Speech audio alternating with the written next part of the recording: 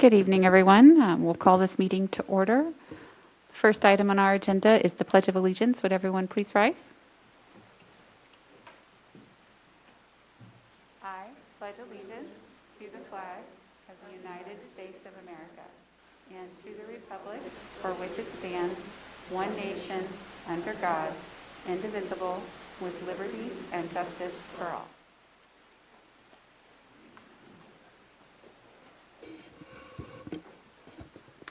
The next item on the agenda is the adoption of the agenda. I'll seek a motion to adopt the agenda this evening. So moved. Goodburn. Thank you, Ms. Goodburn. Is there a second? I'll second. Sinclair. Thank you, Dr. Sinclair. All those in favor, please say aye. Aye.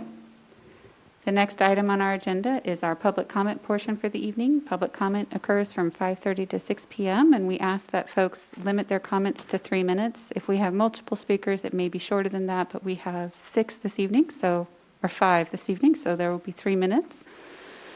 We ask that you identify any buildings that you are affiliated with. If you have a request for an auxiliary aid or services for someone who needs assistance, please make those to our board clerk in advance of the meeting so that we can provide those things. When making your remarks, please come to the podium when your name is called. And in consideration of everyone's time, if you have a group, please select a group spokesman to represent your interests. Written comments in our materials may be and are encouraged to be provided to board members, and if you do so, please provide copies for all 7 of us. And if there are any specific complaints regarding students or staff, we would like those to be given to us in advance so we can hear those in executive session, or know that we need to hear those in executive session to respect the privacy rights of those individuals. So we will go ahead and get started this evening with Ms. Jill Jolicoeur.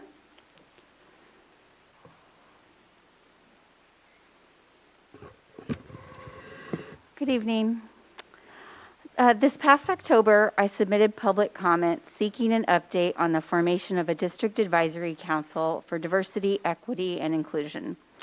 This council was first mentioned in the summer of 2020 following the murder of George Floyd. Months passed and more months passed after I was told in October it would happen in November at the latest. I'm disappointed that this was not urgent and not important to the executive or elected leadership of this district.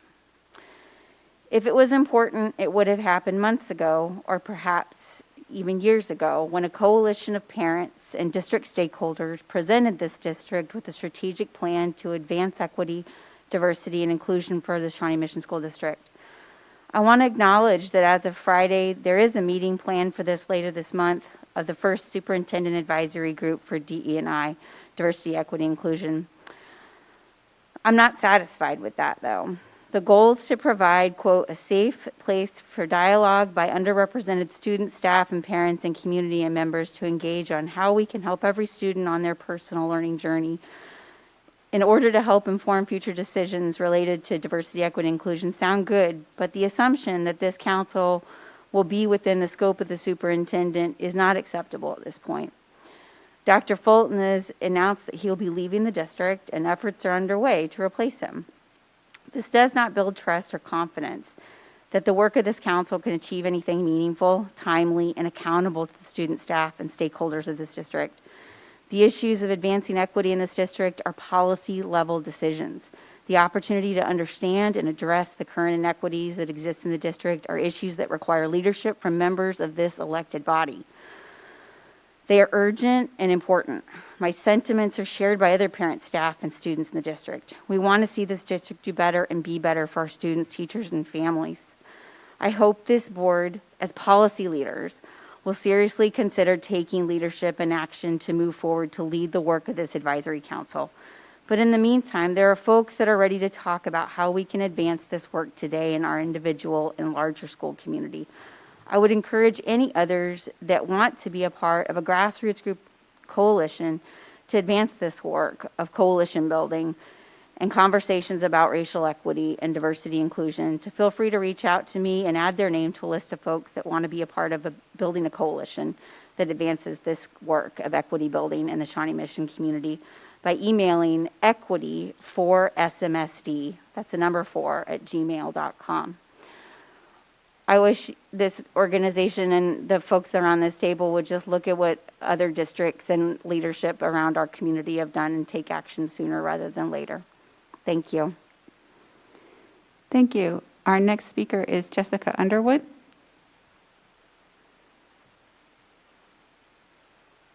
Hi, good evening. I have a junior at Shawnee Mission South. I'm a graduate of Shawnee Mission South. My mother is a retired Shawnee Mission School District teacher who's currently working as a full-time in-building sub in one of the elementary schools, and my sister is a high school teacher. With all that said, I'm here tonight to implore you to get our secondary students back to school full-time immediately. 3 points I'd like you to consider. One, I think we can all agree that in-person learning is the most effective way to educate our students, and that the remote and hybrid models are just not equitable substitutes, no matter how good the teachers or students are. Those models have many downsides academically, mentally, and socially for our adolescents. This has been proven on a large scale with data from schools across the country, but on a personal level, just ask the teachers of Shawnee Mission how many more of their students struggled immensely last semester and how many more failed or almost failed courses. Or ask me what it's like to have my straight A honor student who up until last semester had a perfect academic record. He looked at me last week at 1 a.m. while still up struggling through homework at the end of his remote day, basically exhausted and almost in tears, and said, "I don't get it. I felt confident on what I was actually doing in class last week, but I feel totally confused in calc and chemistry on the stuff I'm supposed to be learning on my own or in videos on my remote days."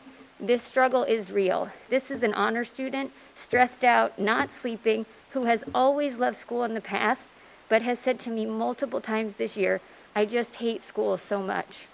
Forced remote learning is robbing our students not only of their best possible education, but many of them of their love for learning and school in general, and that's heartbreaking. Number two, schools are safe places for teachers and students. We have this data from hundreds of public and private schools across the country that they are not an increased source of transmission of COVID-19.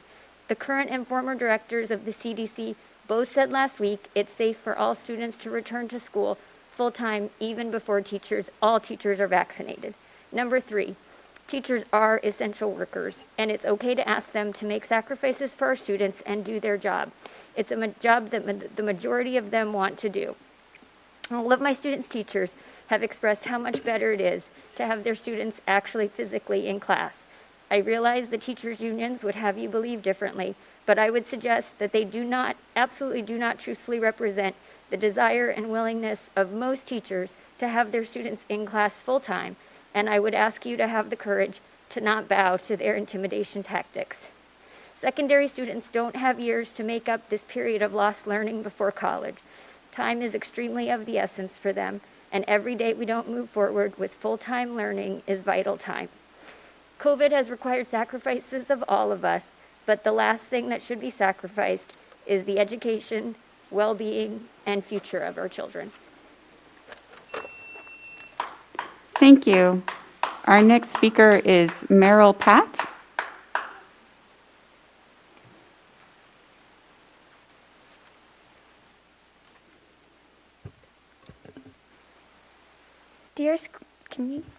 Dear school board leaders, I'm Meryl Pat, a 7th grader at Indian Hills. We need to get back in school. Here's why. When my friends and I have a question, we would usually get our answers right away, but with online school, it could take up to days to get an answer. Being stuck inside your house for 7 hours a day staring at a screen is terrible. Social interaction is so important, especially for teenagers. How much have we really learned? Most days online, I log into Canvas, watch a 5-minute video, and then I'm done. Many of my friends have left our school because of online learning, and I've thought about it too. As someone who struggles to pay attention in virtual school, I can't imagine no one else struggles too. The teenage brain gets easily distracted, and to expect us to stare at a screen all day is unrealistic and inhumane. I hope you take action to get us fully in person as soon as possible. Thank you. Thank you. Our next speaker is Jean Lucas.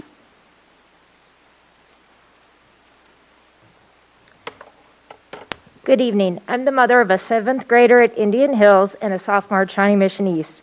I work full-time and I'm also a part-time language teacher. I want to first thank you for your efforts this year in one that's been very challenging. Thank you for getting the elementary students back in person in October. These younger students are thriving together, and I'm here tonight because your secondary students are not thriving. I'm here to advocate to get the students who choose in-person model, almost 80% in the district, back in schools full-time. Students who choose a remote model should be allowed to stay in that model as well. This is the most important issue facing our district, and I respectfully ask that the board give it a top priority. What is the plan to get secondary students and teachers back in schools full-time? Not being in school is causing long-term effects on our children mentally, socially, and academically. Every day they are not in school, they fall farther behind. They don't have the support structure of their teachers and their peers. Middle school and high school students are merely surviving under the hybrid model. It is not sustainable for teachers or students. They have fewer hours and days of instructions, and on the days learning at home, they have maybe 2 hours work at best. Less time with the teachers is detrimental to their education. How can they be receiving the same quality education as their peers across the county who have been in person full-time? I know teachers are doing their best, but remote learning is less than ideal. Teachers have been tasked with covering a curriculum with 5 less weeks of school and less in-person time. We can no longer be complacent. We need to work together, starting tonight, to figure out a way to move our secondary students from hybrid to learning in person every day. The positivity rate in our county is at 7% and has been constantly and dramatically declining since the beginning of January. There are many successful models in our community, from private schools as well as large public schools as well. The CDC says that in-person learning is safe, safer than being in the community. And I want to end with a quote from poet Amanda Gorman, who said, "For there was always light, if only we were brave enough to see it." I challenge you tonight to be brave enough to see the light and make a commitment. Make the necessary decision to bring our secondary students and teachers back in person together in the classroom every day. What is the plan to achieve this? I know it will be complex and require hard thinking and creative solutions, so we need to start working on a plan now. Our children's future depends on it. Thank you. Thank you. Our next speaker this evening is Lisa Feingold.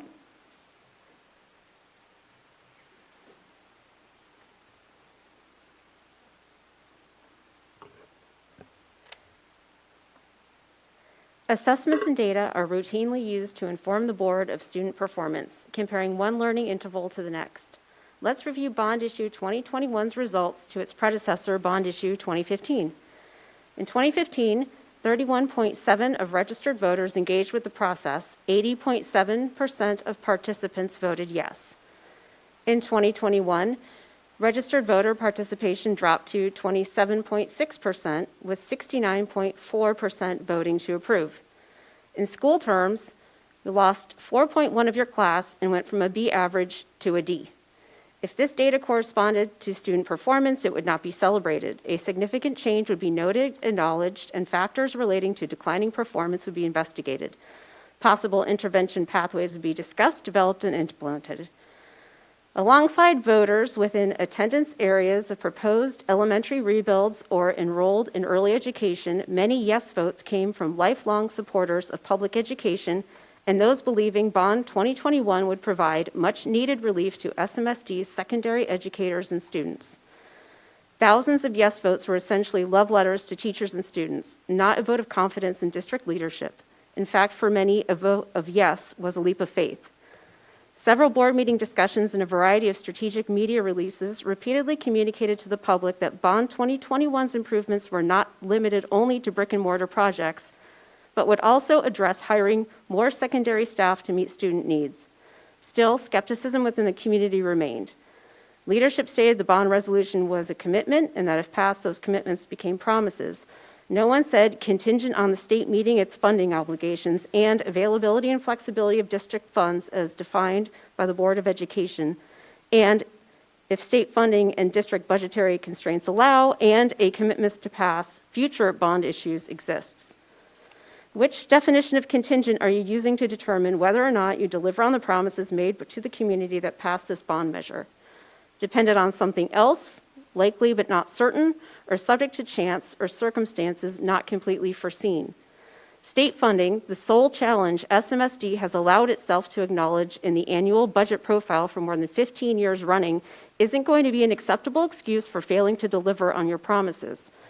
State failure to meet funding and budgetary obligations cannot possibly come as a shock to the board. This shortfall could be anticipated and planned for, especially by veteran board members who regularly define and participate in the district's budgeting process. Any commitment to passing future bond issues depends entirely on what you do and what you choose for the future of Bond 2021. Thank you. That was our last public comment for the evening. We will now recess and reconvene at 6 p.m. Thank you.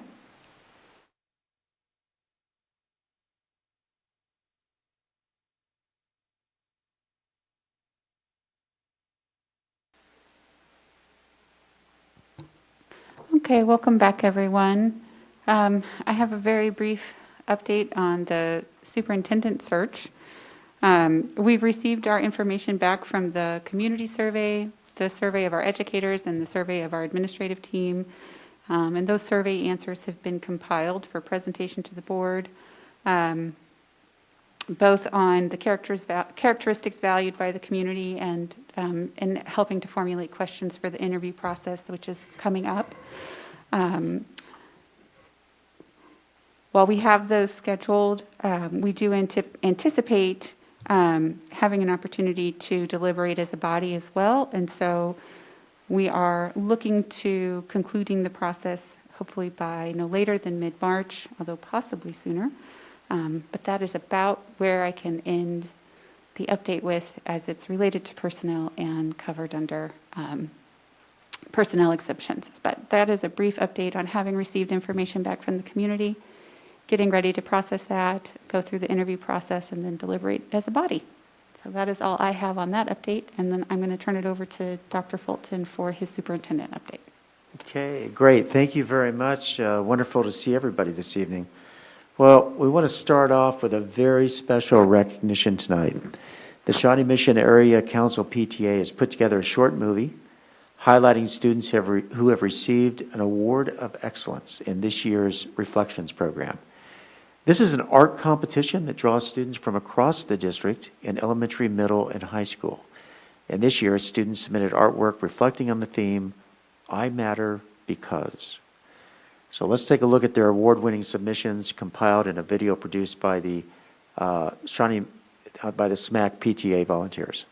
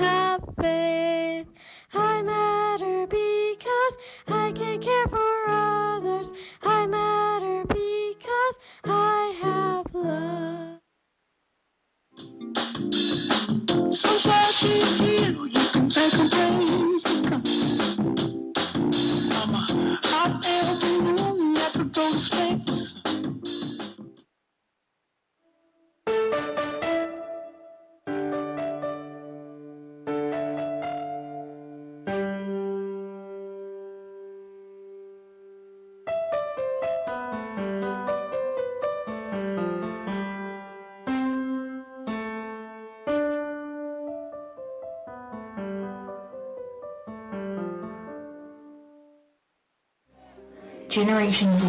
This isn't about how I matter, it's more about how we matter as a group and a whole, the children of the future.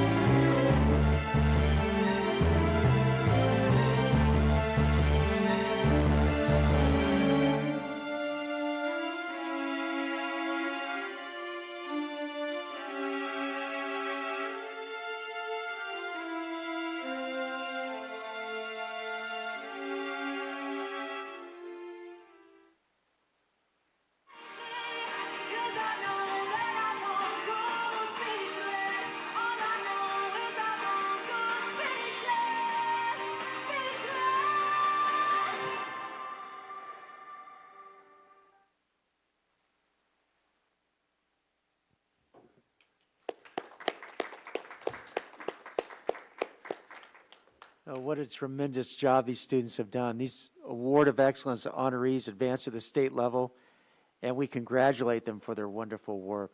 This is a recognition we typically hold here in the boardroom, and of course we're all sorry that we don't get a chance to shake hands with each and every honoree due to the pandemic. But we want every student to know that we appreciate that you shared your talents with us and that we're very, very proud of your work.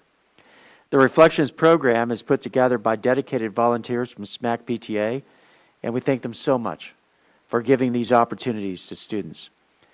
February 17th marks Founders Day for the National PTA, so it's only appropriate that we thank these volunteers and the many, many PTA members who contribute to our schools each and every day. Later this month, we anticipate recognizing students who participated in the citizenship writing competition also provided through SMAC PTA. So thank you to everyone for the sharing that was done this evening. The U.S. Presidential Scholars Program has named 4 Shawnee Mission seniors as candidates. The candidates are Emmett Lilgren from Shawnee Mission East, Jesse DeBach from Shawnee Mission Northwest, Chase Horner from Shawnee Mission South, and Emma Worthington from Shawnee Mission West.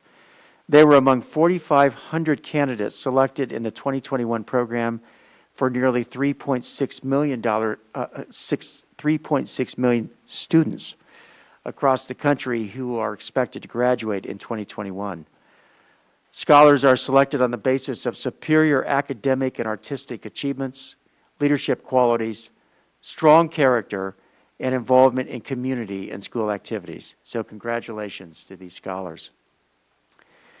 The Shawnee Mission School District has been honored as a 2021 Healthy KC certified organization. We were honored with a platinum designation, joining 132 businesses across greater Kansas City were given this recognition. This certification program recognizes organizations based on 5 pillars of health: healthy eating, active living, tobacco cessation, work-life integration, and design-built environment. This year's workplace wellness certification had a specific focus on what policies and measures businesses implemented to ensure the health and well-being of their workforce, as well as creating a more inclusive and equitable environment to ensure employees' mental health. This is a celebration of our Human Resources Department and for our well-being coordinator, Tammy McCoy, and of course for every employee who engages in services offered to benefit well-being.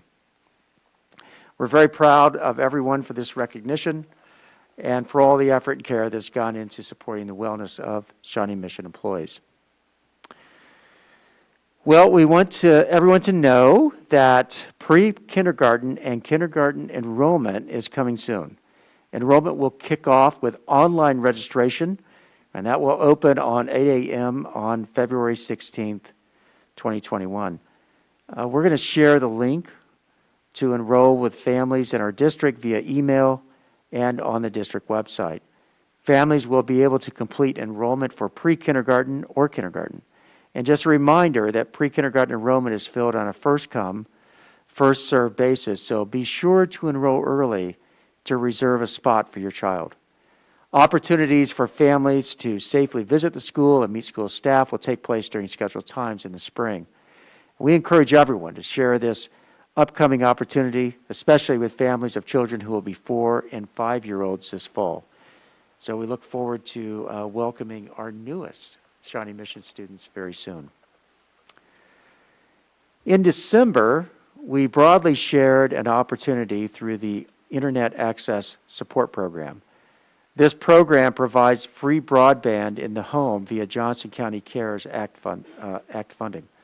So far, 135 families in the Shawnee Mission School District have obtained 6 months of service through this program. And we want to thank everyone who worked in partnership to make sure students in our community have this needed resource available to them. We'll include a link in the recap for those who may be seeking additional assistance with connectivity. In January, we had schools across the district participate in Kindness Week. And it's always a good time to be kind and to learn about being kind.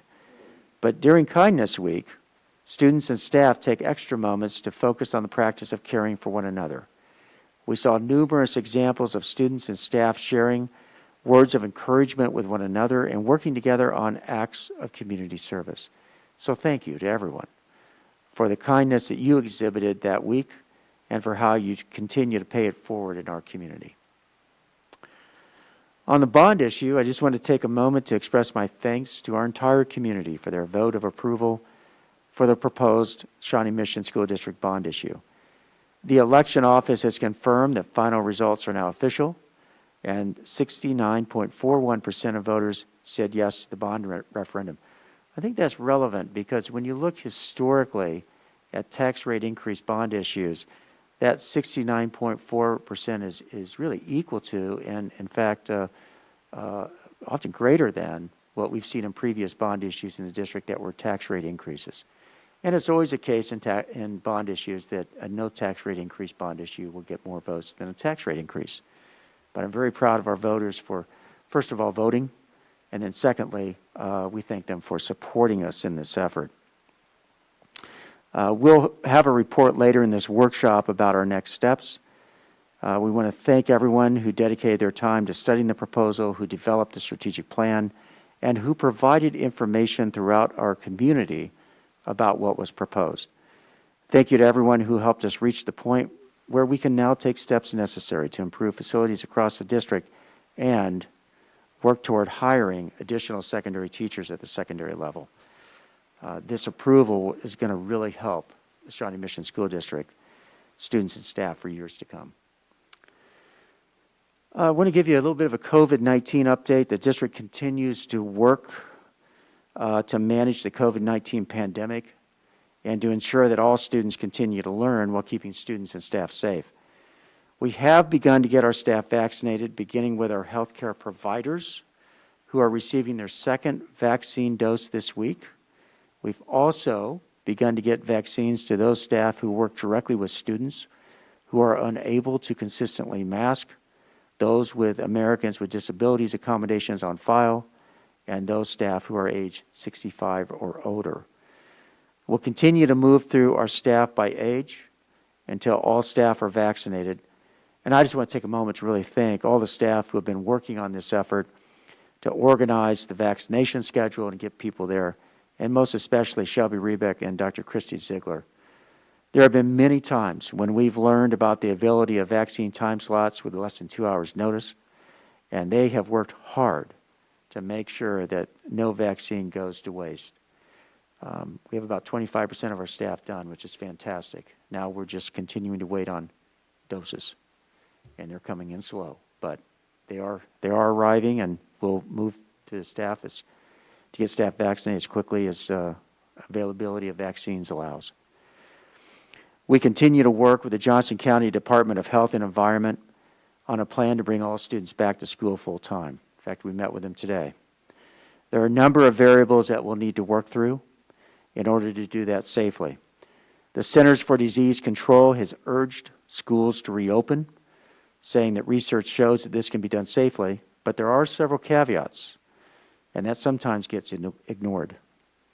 Their recommendations, which are the same for all 130,000 schools in the country, assume the ability to continue with all mitigating actions, including mask wearing and social distancing. Otherwise, they note that there will be an increased risk of transmission. This will be a significant challenge for many of our classrooms and something we continue to work through and seek guidance on. We do expect to receive additional and more specific guidance from the CDC later this week. We also know that the State Board of Education is taking this up, and we're going to work very carefully, continue to work very carefully with the Johnson County Department of Health and Environment to look at our current practices and make sure that we have everything that we need in place to do this in a safe and right way. You know, other variables that have to be considered include the district's ability to continue to contact trace so we can identify any increase in COVID-19 cases, and our ongoing ability to staff buildings, specifically with regard to substitute teachers, nutritional services, and custodial services. So over the next 2 weeks, assuming that we receive updated guidance from the CDC, which we fully expect this week, we're going to work to finalize plans with the hope and goal of returning to daily in-person learning for our secondary students. And so what I'll do is I'll come back to our board meeting on February 22nd, and I'll give you an update on what we've learned and what we're seeing in terms of finalizing plans to hopefully bring back our secondary students at some point in the near future. And then finally, I do want to give you an update on diversity, equity, and inclusion. Last week, a couple of things happened. First of all, we began the formation of affinity groups. Those are groups of people who find commonality among themselves and want to get together and have conversations in a safe place. And then those affinity groups are going to help in the formation of a superintendent advisory. You know, our strategic plan, which guides our behavior, speaks to the importance of diversity, equity, inclusion.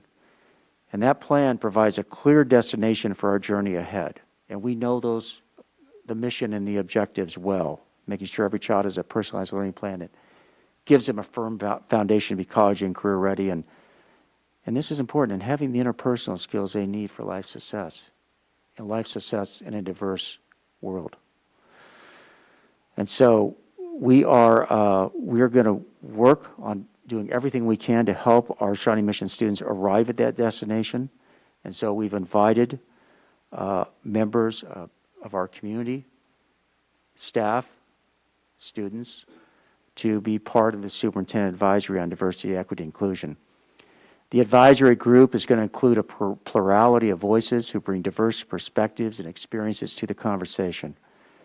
The goal of this group is to provide a safe place for dialogue from historically underrepresented students, staff, parents, and community members to engage in how we can help every student on their personal learning journey.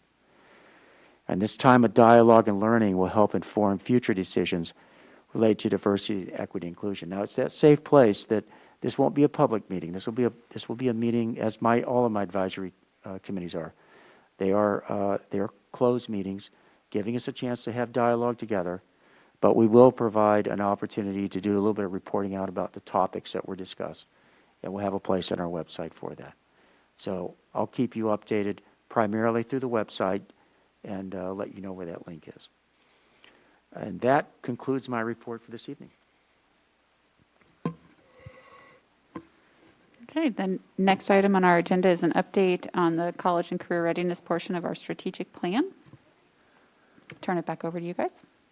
Okay, thank you very much. Now, tonight we have a number of presentations, and we want to respect your time as a board. We know that you'll have questions about the presentations. We want to give you plenty of time to do that. So the speakers have been asked to move through their slide presentations fairly quickly, knowing that you've had an opportunity to take a look at them, probably have some questions that you'd like to pose, and just know that if they're speeding through the slides, it's out of respect to you and the amount of time that we have available this evening. And so we're going to start off with the College and Career Readiness program, and Ryan Fleury is going to do an overview of that, and he'll be followed by Dr. Darren Dennis, who will finish up that piece of it. And then following their presentation, Dr. Michael Schumacher will kind of talk about how our staffing, our secondary staffing in particular, supports all of the things that we're trying to achieve with college and career readiness. So, Brian, I'll turn it over to you.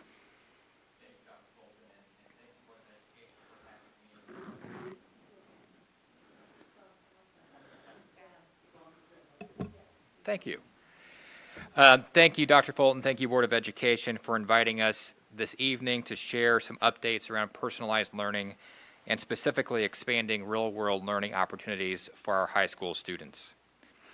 Of course, everything we do is connected directly into our strategic plan, and personalized learning and college and career readiness are key components of that strategic plan. Real-world learning is embedded throughout the plan. The Kauffman Foundation came to us in this late spring of 2019, just as our community was finalizing our strategic plan. The work being organized by Kauffman dovetailed perfectly into a number of our strategies and action steps within the community's developed plan. Real-world learning is truly a regional effort, crossing state lines to prepare our students to be engaged members of the community.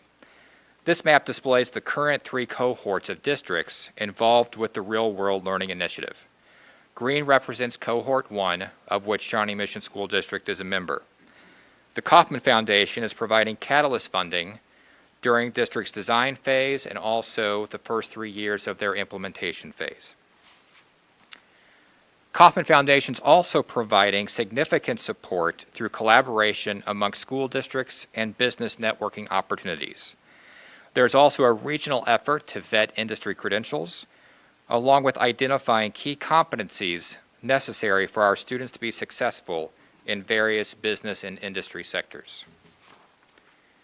The Shawnee Mission Education Foundation is also providing invaluable support. The Shawnee Mission Education Foundation has committed to taking over the funding of our Business to Education Program Officer when the Kauffman Catalyst funding has been depleted. In addition, the foundation supports leadership development, mentoring, and internships through their Leadership Shawnee Mission program, as well as paid teacher externships to expose our educators to the world of work outside the educational system. And Ms. Kimberly Hinkle and Ms. Laurel Harsh are here this evening if you have questions regarding their support at the end of the presentation. Last year was our design and plan year with a team of nearly 50 stakeholders developing a 3-year plan. Key components of the plan include a dedicated business to education liaison, pre-K through 12 career exploration activities, rethinking the way we award credit for core coursework, and many of our families do not realize the number of opportunities at Johnson County Community College, so we included a specific counselor to help facilitate enrollment and engagement in classes at JCCC. One additional item of note is the Comprehensive Local Needs Assessment. This is a federally mandated biannual review of local labor market data and our course enrollment, student enrollments in our pathway courses. Results from this review help drive decisions about new programming and courses that may need to be de-emphasized based on labor market trends. The Real World Learning Initiative is being measured by student attainment of what is regionally being called market value assets. There is common regional language and definitions of each of the market value assets to help conversations with business and industry. Our goal is an increase of 30% over the first 3 years, but ultimately the long-term goal is that by 2030, 100% of our graduates will have earned one or more of the market value assets. This chart shows our data for our class of 2019, which is our baseline that we're using to measure that 30% increase, and also the class of 2020. You should know, you will see that the college credit decreased slightly from 2019 to 20. Much of this can be attributed to the decrease in participation of AP exams and IB exams at the end of last school year once we went into the shutdown. And kind of on the reverse, the client projects increased because students were able to continue to do those client projects remotely as we went into the shutdown in the spring. The Kauffman Foundation, along with the participating school districts, are working to develop a regional dashboard to help track MBA attainment across the metro. We're going to switch gears just slightly here and talk about the career guidance tools that are available to students in the Shawnee Mission School District. Shawnee Mission uses Zello as the primary tool for students to develop their individual plan of study. Zello includes a number of tools related to high school course planning and college applications. U-Science is an adjunct to Zello, and it provides more robust career guidance specifically around student aptitudes such as spatial visualization, sequential reasoning, and work approach. Both tools have interest inventories, college search tools, and resume builders. At this point, I'm going to show a video with some reflections of students that have completed, worked on those tools, and kind of their feedback on how they like the process.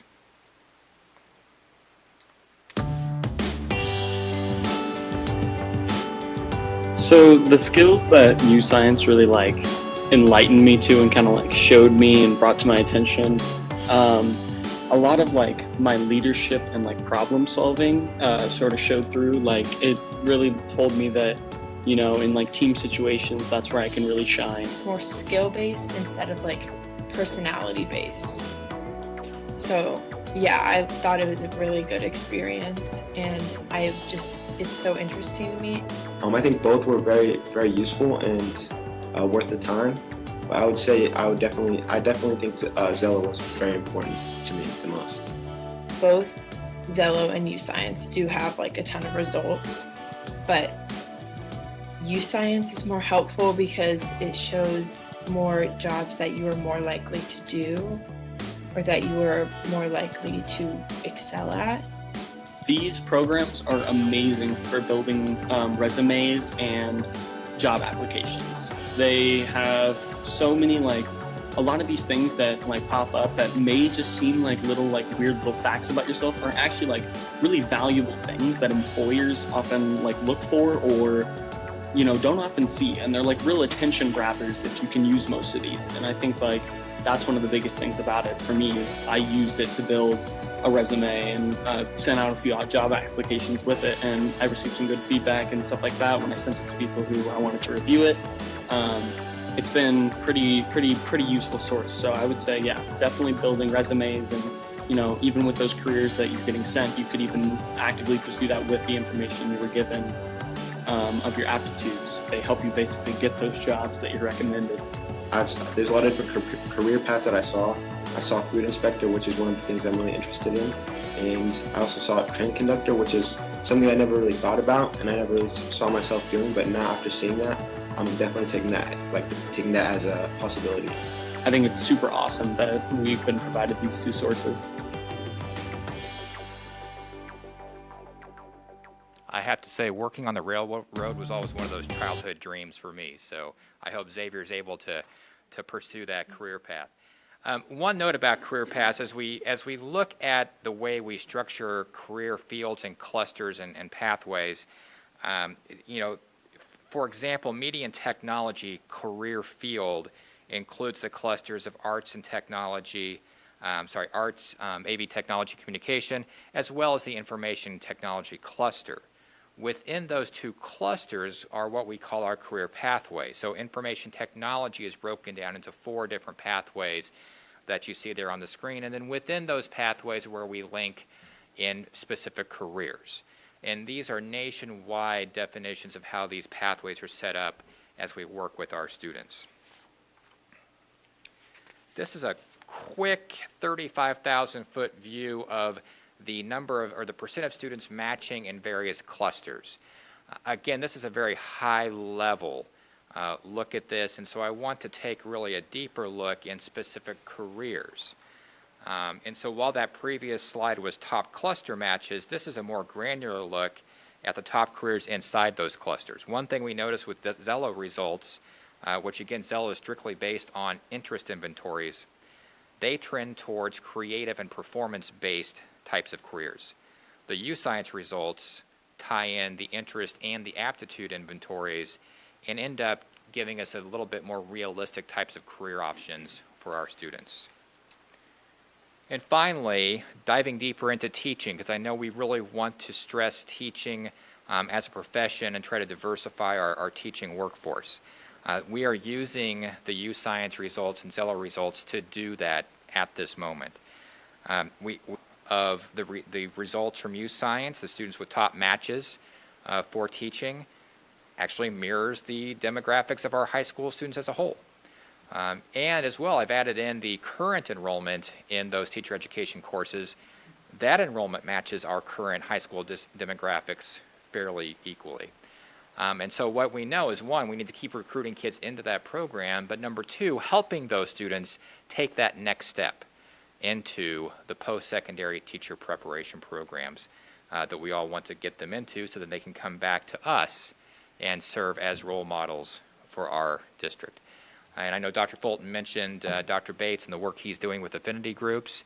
We're actually tying the students in with some of those educator affinity groups so they have some mentors to work with as they're going through high school and transitioning into post-secondary. So with that, before we transition to Dr. Dennis's information on CARES Act and ESSER funding, I'm happy to take any questions you might have regarding real-world learning. Are there any questions at this juncture? Ms. Borkman? Thank you so much, Dr. Fleury. I Sure. appreciate your presentation. Regarding the real-world learning, how are we communicating to students to take advantage of these opportunities? What does that look like in terms of? Sure, Ms. Borkman. So we have a website that we've developed that really emphasizes the importance of real-world learning, and that information is pushed out to students as they enroll for their high school coursework each year. Okay, so we're providing them a website. Are we connecting dots and helping make sure that kids, understand what that looks like and helping them encouraging them to participate in some of these programs? Or Yeah, and that's an ongoing process. One thing we do have with the U-Science data is we can find, here are the kids at Shawnee Mission Northwest, for example, that have a strong aptitude for computer science. And we can connect those computer science teachers and current students with those prospective students to really engage with them on conversations about, hey, I saw you have a strength in this. Let's make sure we get you enrolled for computer science next year. Okay, that's great. Then I just had a follow-up, but I can wait. Go ahead. Okay. So with the U-Science and Zello tests, the student that was saying, it popped up that he could be a train conductor. And, so for students that it pops up as something that they hadn't thought about, or maybe that they don't understand what that looks like, especially if this student is maybe a first-generation college student, for example. How are we helping them take that next step, as you so eloquently put it? How are we helping them understand what is a train conductor? How are we closing that loop for kids? Some of that is the next step in our process with the Real World Learning Initiative as we're trying to build up a pre-K through 12 solid sequence of career exploration activities so that each year from kindergarten on up, pre-K on up, they're being exposed to a variety of different career fields so they start to have an idea of what that looks like once they're getting into the high school realm. And then at the high school realm, those conversations can happen between teachers, counselors, the students, the parents. We have a number of teachers who are really buying into the idea that all of us are career counselors, not just those 4 people sitting in the counseling office. We are all guiding these students along their path toward their future. Thank you. Thank you. Reverend Guy? I have a question about the SMEF scholarship letters that the students have been receiving. Because we have heard several students say, back when we could all be together and they were all in the gym getting those letters, that for some students they had never considered the possibility of going to college because they didn't think there'd be a way to afford it. So I'm wondering how that conversation is dovetailing in with some of this career information where they know that they would need college level courses in order to do that, but maybe they're setting that aside because they're assuming there isn't going to be money to go to college. That's a great conversation we need to have. We need to continue to look at how this all builds together so that not just are the kids going off to college, they know why they're going. That's something I always tell parents. We don't want to ask kids where you're going to college. We want to ask you why you're going and what you're studying so that they're not wasting 25 grand a year at KU, for example. And I'm sorry, I'll get on my stump speech there. If I'm not careful, I'll just keep going.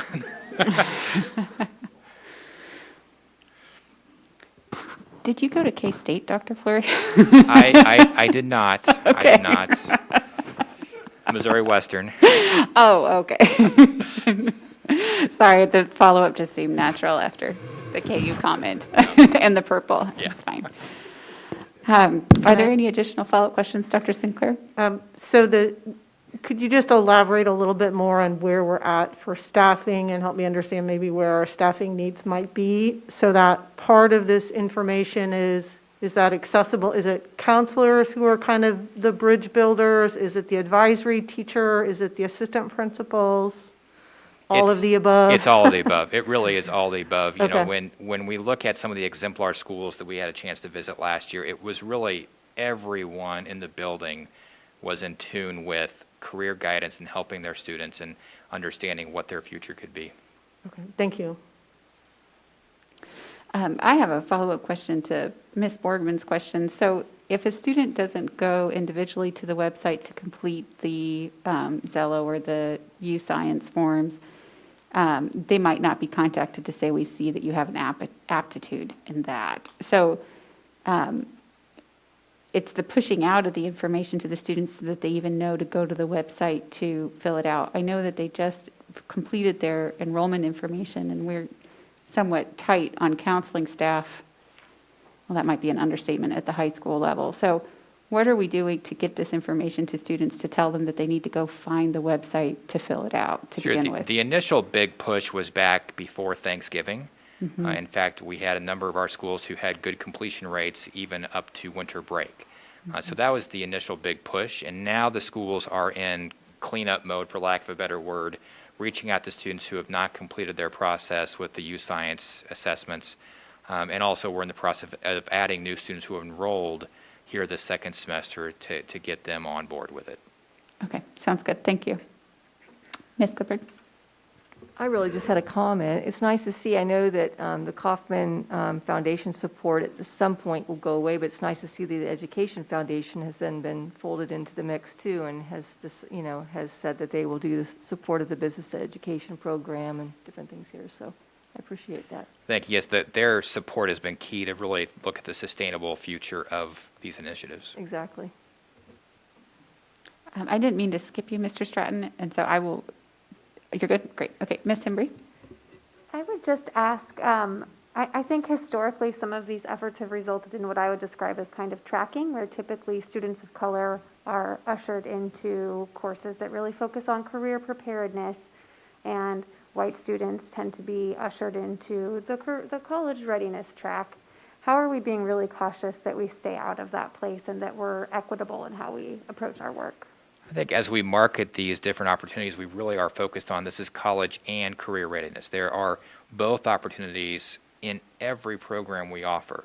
Opportunities to go straight into the workforce, opportunities to go to JCCC for a 2-year type of program, or to go on to a 4-year plus type of degree. So whether it's engineering or health science or culinary or marketing and business, computer science, all those routes are available to any student who enrolls in those programs. Oh, sorry, is there anything we're doing in terms of data collection to really be mindful about whether it's actually working how we want it to work? So that's a bigger conversation at the state and national level, because we do keep track of kids from our standpoint 2 quarters or a semester, 6 months out from graduation. But beyond that, we don't track them unless it's anecdotally through the teacher keeping a connection on social media or something. So longer term, we are looking at what can we do to find those kids 2 years out, 5 years out, 10 years out, to really see what kind of difference we're making. Thank you. Are there any follow-ups? Okay, looks like I might just add, to frame this, Kauffman's made a 10-year commitment to this effort across a 6-county region. And I think that's realistic. If the goal is to have every high school student graduate with a market value asset, I mean, they've they've explored a career because they've connected with someone in the field, and they've developed some level of expertise themselves. That's a lofty goal, but it's worthwhile. And it builds on work that's been going on in the country now for probably 20 years. About 15 years or so ago, New Hampshire actually, the state board voted to have every student graduate by competency, and with the goal of every student also graduating with what is, in today's terms, a market value asset. So I think the fact that school districts throughout our 6-county Casey metro area have joined together to do this in Union is really powerful. And I'm looking forward to see what happens with the dashboard and other kinds of tools that we can use and other districts can use to really make sure that, in fact, we are reaching every child in this effort.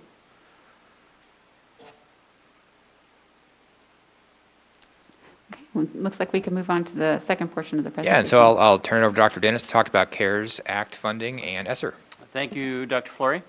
As you are aware, in December, Congress passed a second round of school funding for emergency relief as a result of the COVID pandemic. And some of that support will find its way to Shawnee Mission School District.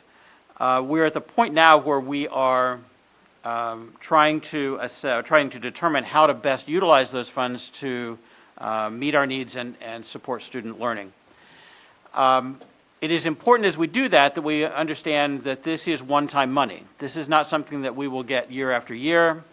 It's a one-time. Congress passed this, and they passed it with certain restrictions. We are allowed to do activities that center around preventing, preparing for, and responding to COVID-19, addressing student learning loss, preparing schools for reopening, and then repairing and upgrading air quality. So that's the parameter that we have in using this money. So our goal is to move forward in a sustainable way that does not require year after year funding, but instead to lay a foundation that will allow us to build on it and make systemic improvements. In that light, we are putting together a process that we hope is inclusive and that will give us information about how to best prioritize our next action steps. We are at present putting together multidisciplinary teams across all 3 levels, elementary, middle, and high school. And they are primarily made up of teachers, although there are other people who will be on these teams as well. There'll be principals, there'll be social workers, there will be people from the central office, including curriculum and instruction.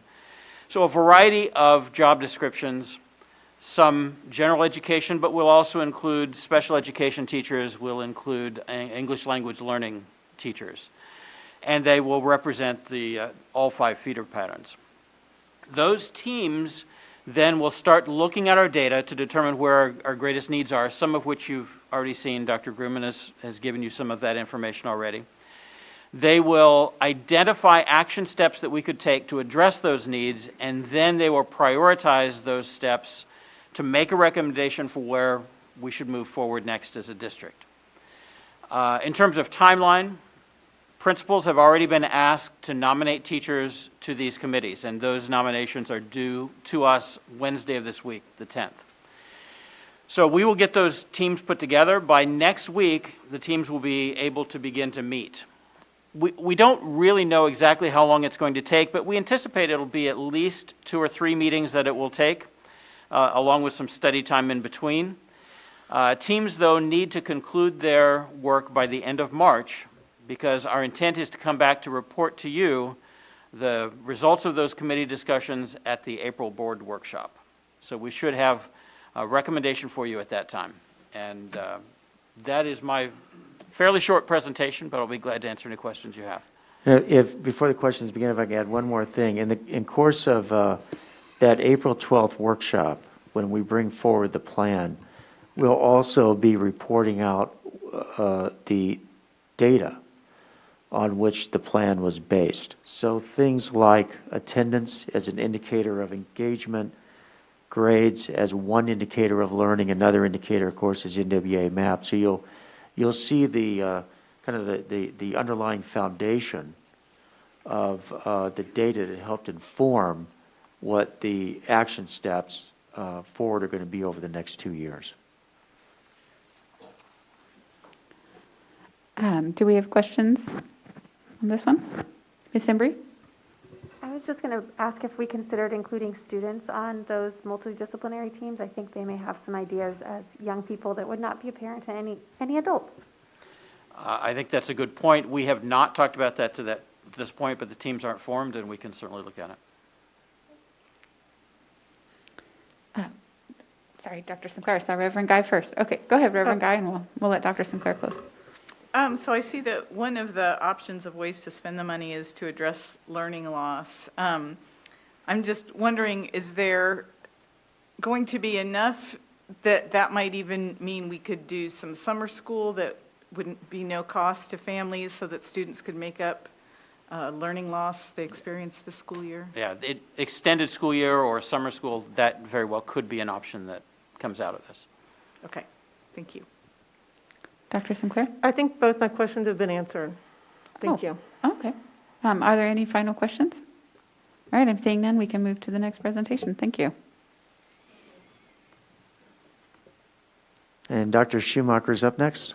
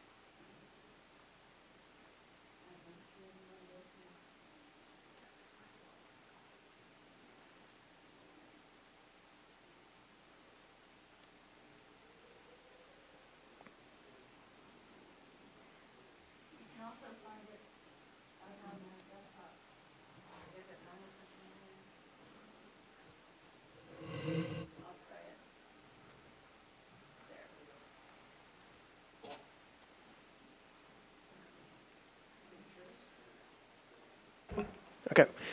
Good evening, everyone. Thanks for the opportunity to speak to you about this important topic of secondary workload, and I am going to touch a little bit on elementary workload as well. And it clearly does dovetail into the work that Dr. Fleury and Dr. Dennis have been doing as well. My presentation is going to be pretty high level in that it's not going to get terribly in depth. I'm just going to go through about 10 quick slides and then provide you an opportunity to ask any specific questions of me around any details that you may have. So of course, if we're talking about workload, we're going to be talking about staffing. And anytime that we present to you, we like to refer back to our strategic plan, because as we all know, that is the guiding document that determines the work that we do. I am happy to report that this presentation does address 5 of our strategic action items. As you all know, those action items include people, culture, systems, learning, and facilities. So as we're talking about workload, we're talking about people, certainly. We're talking about culture, certainly. And then, in my opinion, and I think the opinion of this entire body, that impacts learning. If we impact people, we impact culture, that's going to impact the learning and student achievement that we're all after. Moving forward, the story that I'm going to hope to tell to you tonight is moving from a very big picture level down to a building level. And so we start off with this slide. This is one that we've used in the past and one that I think we're all familiar with. This is our commitment slide. This is the commitment that we provided as a Board of Education, you provided as Board of Education, as we provided as district leadership, and most recently, our community has provided in the passing of the bond issue, right? So Strategic Action Committee 322 did some tremendous work, and they made a recommendation to decrease secondary workload of our teachers. We needed a plan in place to do that, and again, through the passing of the bond, we have these funds available, and you've seen that slide before.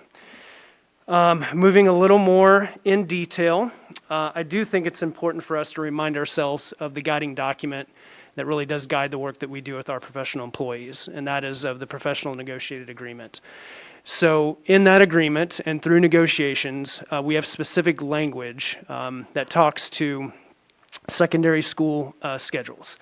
And 2 years ago, the negotiations team added that part in yellow.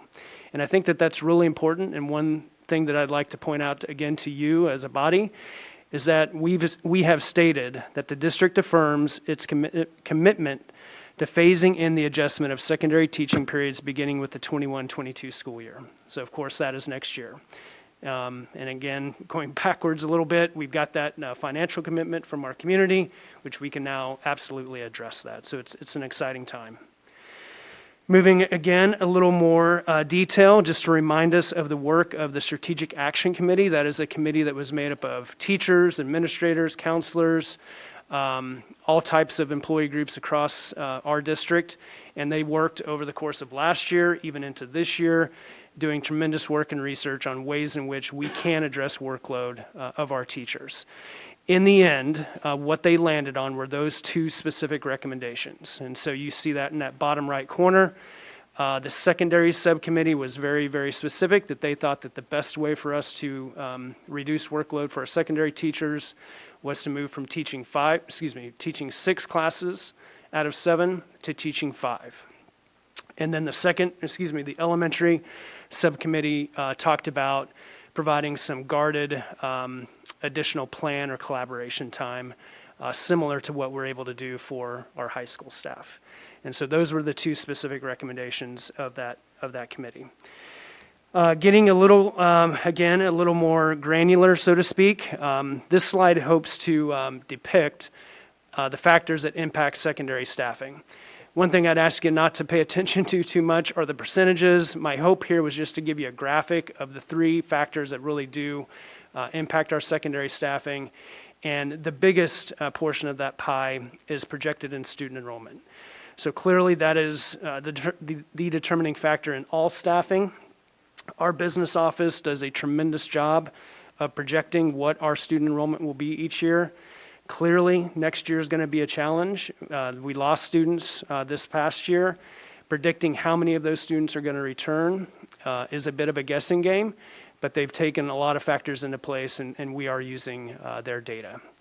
The second determining factor is a staffing ratio. That's an administrative decision that's made on the factor that we will use to staff. So the factor we've been using for secondary schools has been 20.6. Essentially what that means is that for every 20.6 students, that will equate to 1 FTE. And so as that number changes, of course, that FTE will change. Once we've determined the FTE for the building, then student course selection is taken into account. We've always stated to our building leaders that student choice is how we're going to staff. If there's more students who want a particular course, that's what we're going to do. Okay, and so that's how we build that master schedule. So just a real quick graphic of how we do secondary staffing there. And then finally, I think the biggest piece that I want to emphasize is that we are making a 2-year commitment. And so I'm happy to state that. It's something that our community has been stating for a number of years, that our secondary teachers, all of our teachers have been stating for a number of years that workload has been an issue, and that they desired for them to have a similar schedule to that of their peers in Johnson County. I do feel like that the impact on student achievement will be very positive. If we're able to reduce workload, that again is going to have impact on academic achievement, social emotional achievement, and everything else that we do to serve our kids. Basically what we will do is this 2-year commitment. So in this first year, in 21-22, you can see that we have these available funds. $2.3 million to apply towards general education staffing, and then $921,000 to apply towards special education staffing. I know that it's fairly small. If you recall, that $920,000 was captured through negotiations through IBB, and so we're happy to be able to apply that towards special education workload as well. So in getting halfway, in the 21-22 school year, you might be wondering, well, how will we prioritize? That Strategic Action Committee also did work on making recommendations for our building principals. And so you can see what their recommendations are there to the right. I think that probably makes sense to most people that would be the priorities that we would place in this first year. But there still is building latitude. So building leaders can make appropriate decisions for staffing at their buildings. Some of that will depend on availability of teachers and any of a number of other factors as well. Okay. So as we attempt to hire more staff, the question, of course, would be, how will we recruit them? So just a couple quick slides on our recruiting efforts. You'll recall back in December, I think, I shared that our recruiting efforts really were very successful in the fall and that we'd made a number of early hires. So to date, we have hired 28 elementary staff members for the early hire pool, 8 SPED, and 10 high school. So we're very, very pleased with that. To continue that work, we continue with virtual and on-site spring recruiting events. Of course, most of it is virtual. There are a few schools who are doing on-site, very few, but there are a few. We continue those efforts. Spring, of course, is the fruitful time of recruiting. It's where most of the kids graduate. The other kind of more aggressive stance that we're taking, both at the elementary and secondary level, is to target our student teachers. So even though those student teachers have just begun, many of them, in January, we have already started to take them through our screening process, both at the elementary and secondary level. We have excellent cooperating teachers who are working with them and building principals who are getting to observe them. And we're going to jump on that opportunity right away for some of those student teachers in our building. So just a real quick thing there. Of course, in recruiting too, we've placed an emphasis on attracting and retaining a diverse workforce. And so I do want to mention a couple things here. One is the work of Strategic Action Committee 222. Very excited about the work that this group is doing. We started that work last year, made some really solid recommendations to the HR team. Given the restructuring a little bit of our HR department this year, Dr. Bates is heading up this committee this year, and they're continuing some fantastic work. Dr. Fulton already mentioned the affinity groups that are taking place.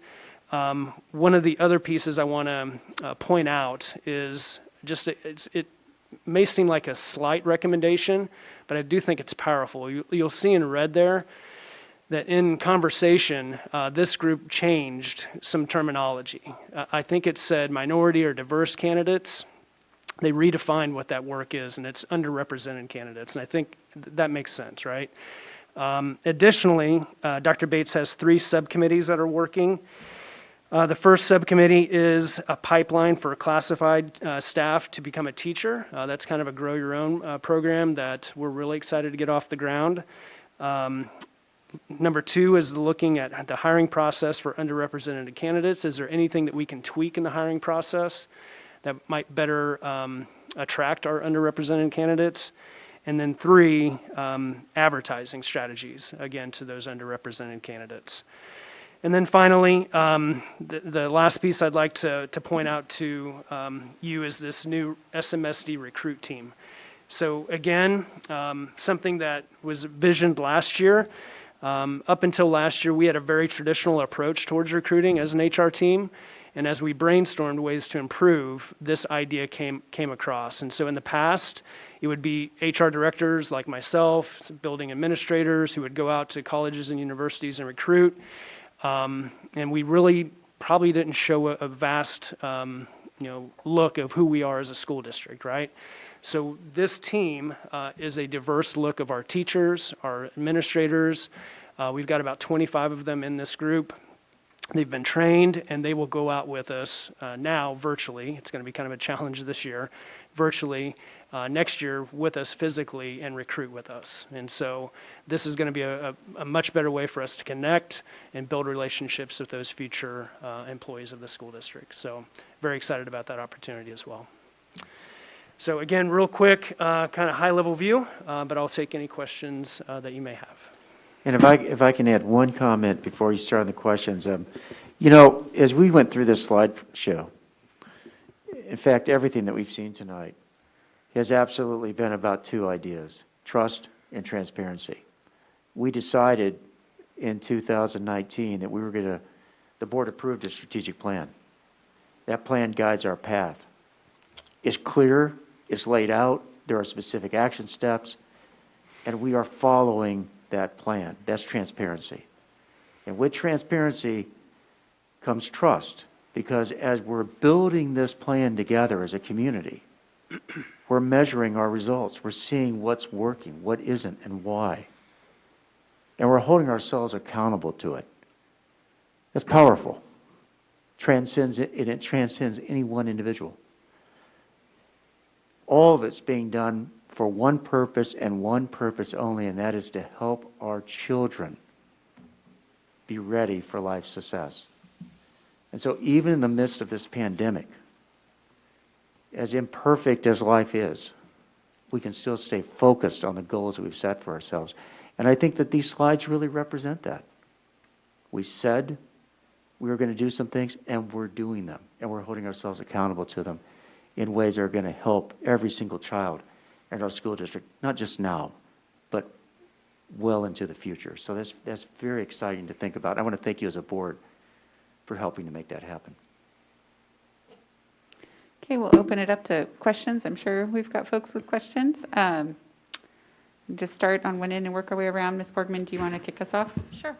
Thank you so much. Absolutely. I appreciate it, Dr. Schumacher. Yep. I just a quick comment and then my question. Just thank you for how intentional we are about focusing on underrepresented staff members and teachers. It's greatly appreciated and needed. So Yep. thank you. Absolutely. We do have a number of incredible classified staff here, and I really appreciate that we're now developing this grow your own pipeline kind of thing. What does that look like? Help me understand when we, look at our classified staff and think, oh my gosh, we want to see you continue to move through Shawnee Mission. What does that look like? How are we helping these classified staff get to where they want to go? Right. It's a great question. So it's not off the ground yet. It is, I forget which action item it is, what number it is, but it's a grow your own program. We already have the groundwork laid. We started a special education master's program this year that Ms. Dumoulin is heading up through Fort Hays State. There's some opportunities in that to start a para to teacher or a para to master's program. So we're starting to have those conversations with Fort Hays State. But there could be some other opportunities with other universities as well. That's the most common one. But there would be ways in which we could do that just for a general education teacher as well. And so it benefits in a lot of ways, where we can get community members into our school district working in perhaps a paraeducator role with an end goal of really starting a career, right, where they're going to serve their school and serve their community in that fashion. Yeah, I look forward to hearing more about that, just kind of as that develops. And I appreciate you bringing it up because I do think that we have a number of exceptional classified staff Absolutely. members that it would be wonderful to see them kind of grow within Shawnee Mission. So thank you. I agree. appreciate it. Yep. Reverend Guy, Mr. Stratton, Dr. Sinclair? Okay, Ms. Goodburn, Ms. Hembry. I'm wondering how much harder it is to be recruiting teachers, given that I feel like we're kind of already in a hole. We've already lost quite a few teachers over the last year due to COVID, as many other districts have. So are we not only trying to catch up to what we need, but also add staff on top of that? Yes. Yes. Yeah, we are. And we always have attrition. So in a typical year, we would hire 150 to 170 staff, K-12. And so if you add X amount for 5 out of 7, yeah, it's a big lift, but it's something that we've already undertaken. And I think the early hires give us that leg up that'll get us to the finish line. Thank you. And my other question, just hearing Dr. Fulton talk about how we hold ourselves accountable, is I know one of the things that we talked a lot about as a board following George Floyd's murder over the summer was ensuring that we have a more diverse teaching staff. And I don't think I realized till I emailed this question and got the answer that we actually aren't able to collect that kind of data in our hiring practices. So it really comes down to the recruitment. Can you talk about that a little bit? Yeah, absolutely. So yes, I mean, it's not something that legally we can ask during the recruitment process, and it's not something that individuals identify until they onboard with us, and if they want to or not. So to your point, though, what our strategy is we need to do things to attract a more diverse pool so that we have an opportunity to hire a more diverse workforce. So that's our goal as we create these affinity groups, as we go out to different recruiting areas, try to attract more diverse candidates. We create a bigger pool so that therefore we can hopefully hire a more diverse workforce. Thank you. Yep. Dr. Sinclair? This might be for Dr. Fulton. Thinking about bringing on board the secondary staff and shifting from the 6 to 5 of 7. So our secondary teachers are going to be reallocating the workload. It's a reduction in how many courses you're teaching. It's a reallocation, though, of how you're spending your day. So is that something that will continue in that 322 committee to talk about how that time will be reallocated in alignment with the strategic plan? Yeah, you want to go ahead and answer that? Yeah, Dr. Gilhouse and myself actually met last week, and so we're meeting with the principals Wednesday, actually, to talk about what strategically we can use that additional period for, is I think what you're asking. And so student interventions, ways to catch up kids for learning loss. I mean, those are strategic ways and appropriate ways for us to reduce workload where it's not a prep for a teacher, but it's aiding our kids as well and aiding our buildings. So we're going to have that collaborative conversation with our principals because they clearly have great ideas on how we would use that period. All right. Thank you. Thank you very much. I'm not seeing any further hand raises, so I appreciate the presentation. Thank you. And it looks like we can move on to our final presentation with regards to the bond. Okay, great. Thank you very much. Yes, we're going to start off with an overview, and then we're going to go into a detailed review for you of where we're at in the planning stages at this point with Westwood View and Deemer. So let's go ahead and start. And I believe, Mr. Smith, you're going to run the slideshow for me, right? Okay, great. All right, we're going to get started. Well, it's interesting. When we talk about facilities, everything goes back to our mission statement, right? We're trying to provide great opportunities for students and staff to work together in these wonderful environments that engage them in a way that helps them to learn how to work in an inclusive culture and really get these wonderful opportunities for learning so that we can really reach our destination that we've set for ourselves. So tonight's presentation always goes back to that mission and in our destination, our objectives that we've set. That's our priority for the work that we do. As a reminder, in our bond issue projects, we have about $264 million worth of bond work and an additional $5+ million of capital outlay work to do. And this is what we told our community we're going to do, right? And we're now explicit about what's going to happen, not just in the macro with this slide, but building by building as well. And so people have an opportunity to talk about, well, how do you know you're going to do what you said you're going to do? Well, because we've been explicit about it. It's in the public domain. It's a checklist. You can go through and see what we're doing and check things off as we go along. That's transparency, that's accountability, and that's about trusting one another in the process to get this work done on behalf of the children of our community. And if you go to the next one of the things that we've been talking about is making sure that we're committed to creating a better world, creating having our buildings really be built to a specification that allows us to build, to be sustainable, thoughtful in the way in which we use our resources. And so one of the things that we are doing with these buildings is making a commitment to design them according to the requirements that are laid out in the Leadership in Energy and Environmental Design process, also known as LEED. LEED is an interesting one because there are certain design elements that you put into the building, and certainly the architects can speak about this in more detail. There is additional cost associated with being a LEED certified building. That cost is about $227,500 per school. Of that amount, about $147,500 is related to the paperwork and third-party verification. Another $80,000 is related to hard cost of things like higher level commissioning to validate HVAC systems, electrical, plumbing, and so on that meet these certifications. So for all 5 buildings together, the total cost of doing LEED construction of both those soft and hard costs is around a little over 1.1 million. And we built most of our previous rebuilds were done to LEED certifications, but we did not go through the process of actually getting the certification process completed. So with that, I'm going to turn it over to Dr. Atha.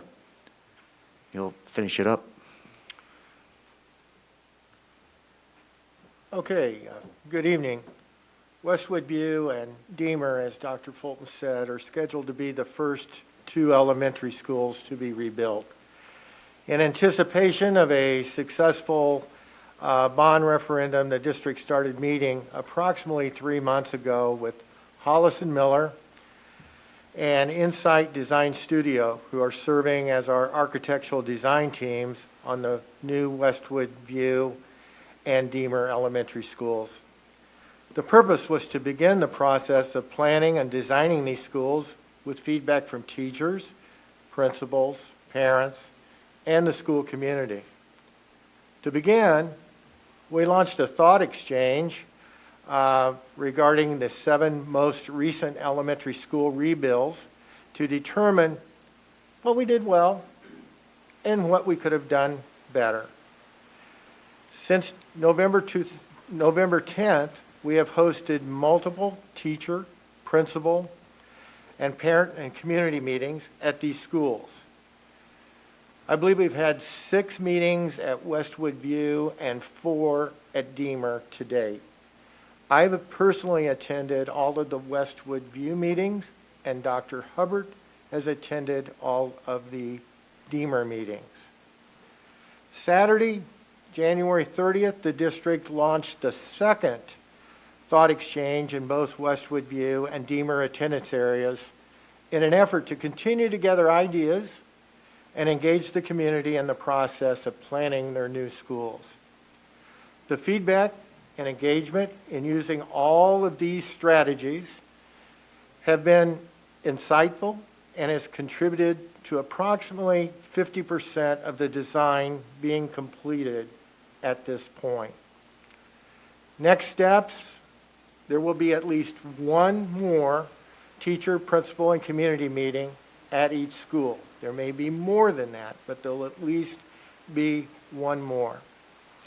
In addition, the district and Hollis and Miller will be hosting a community engagement meeting at Westwood View Gymnasium this Saturday, February 13th, from 9 to 1.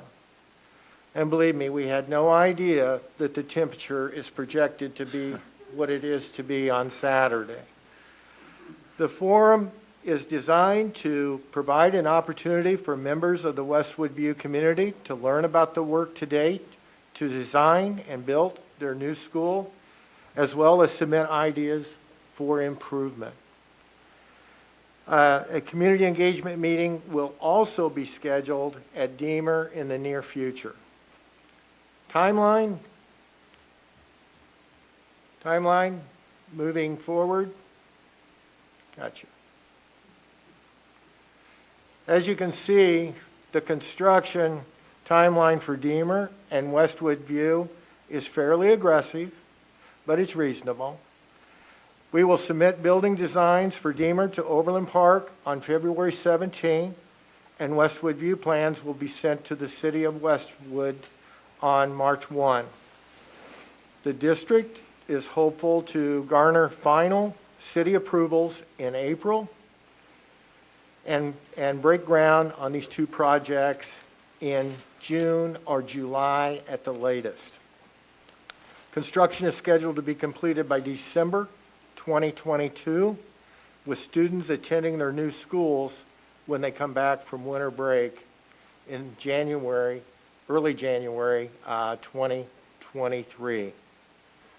At this time, I would like to invite Justin Durham, Senior Associate and Lead Architect with Hollis and Miller, to present a brief design update of where we are at this point in the design of the new Westwood View.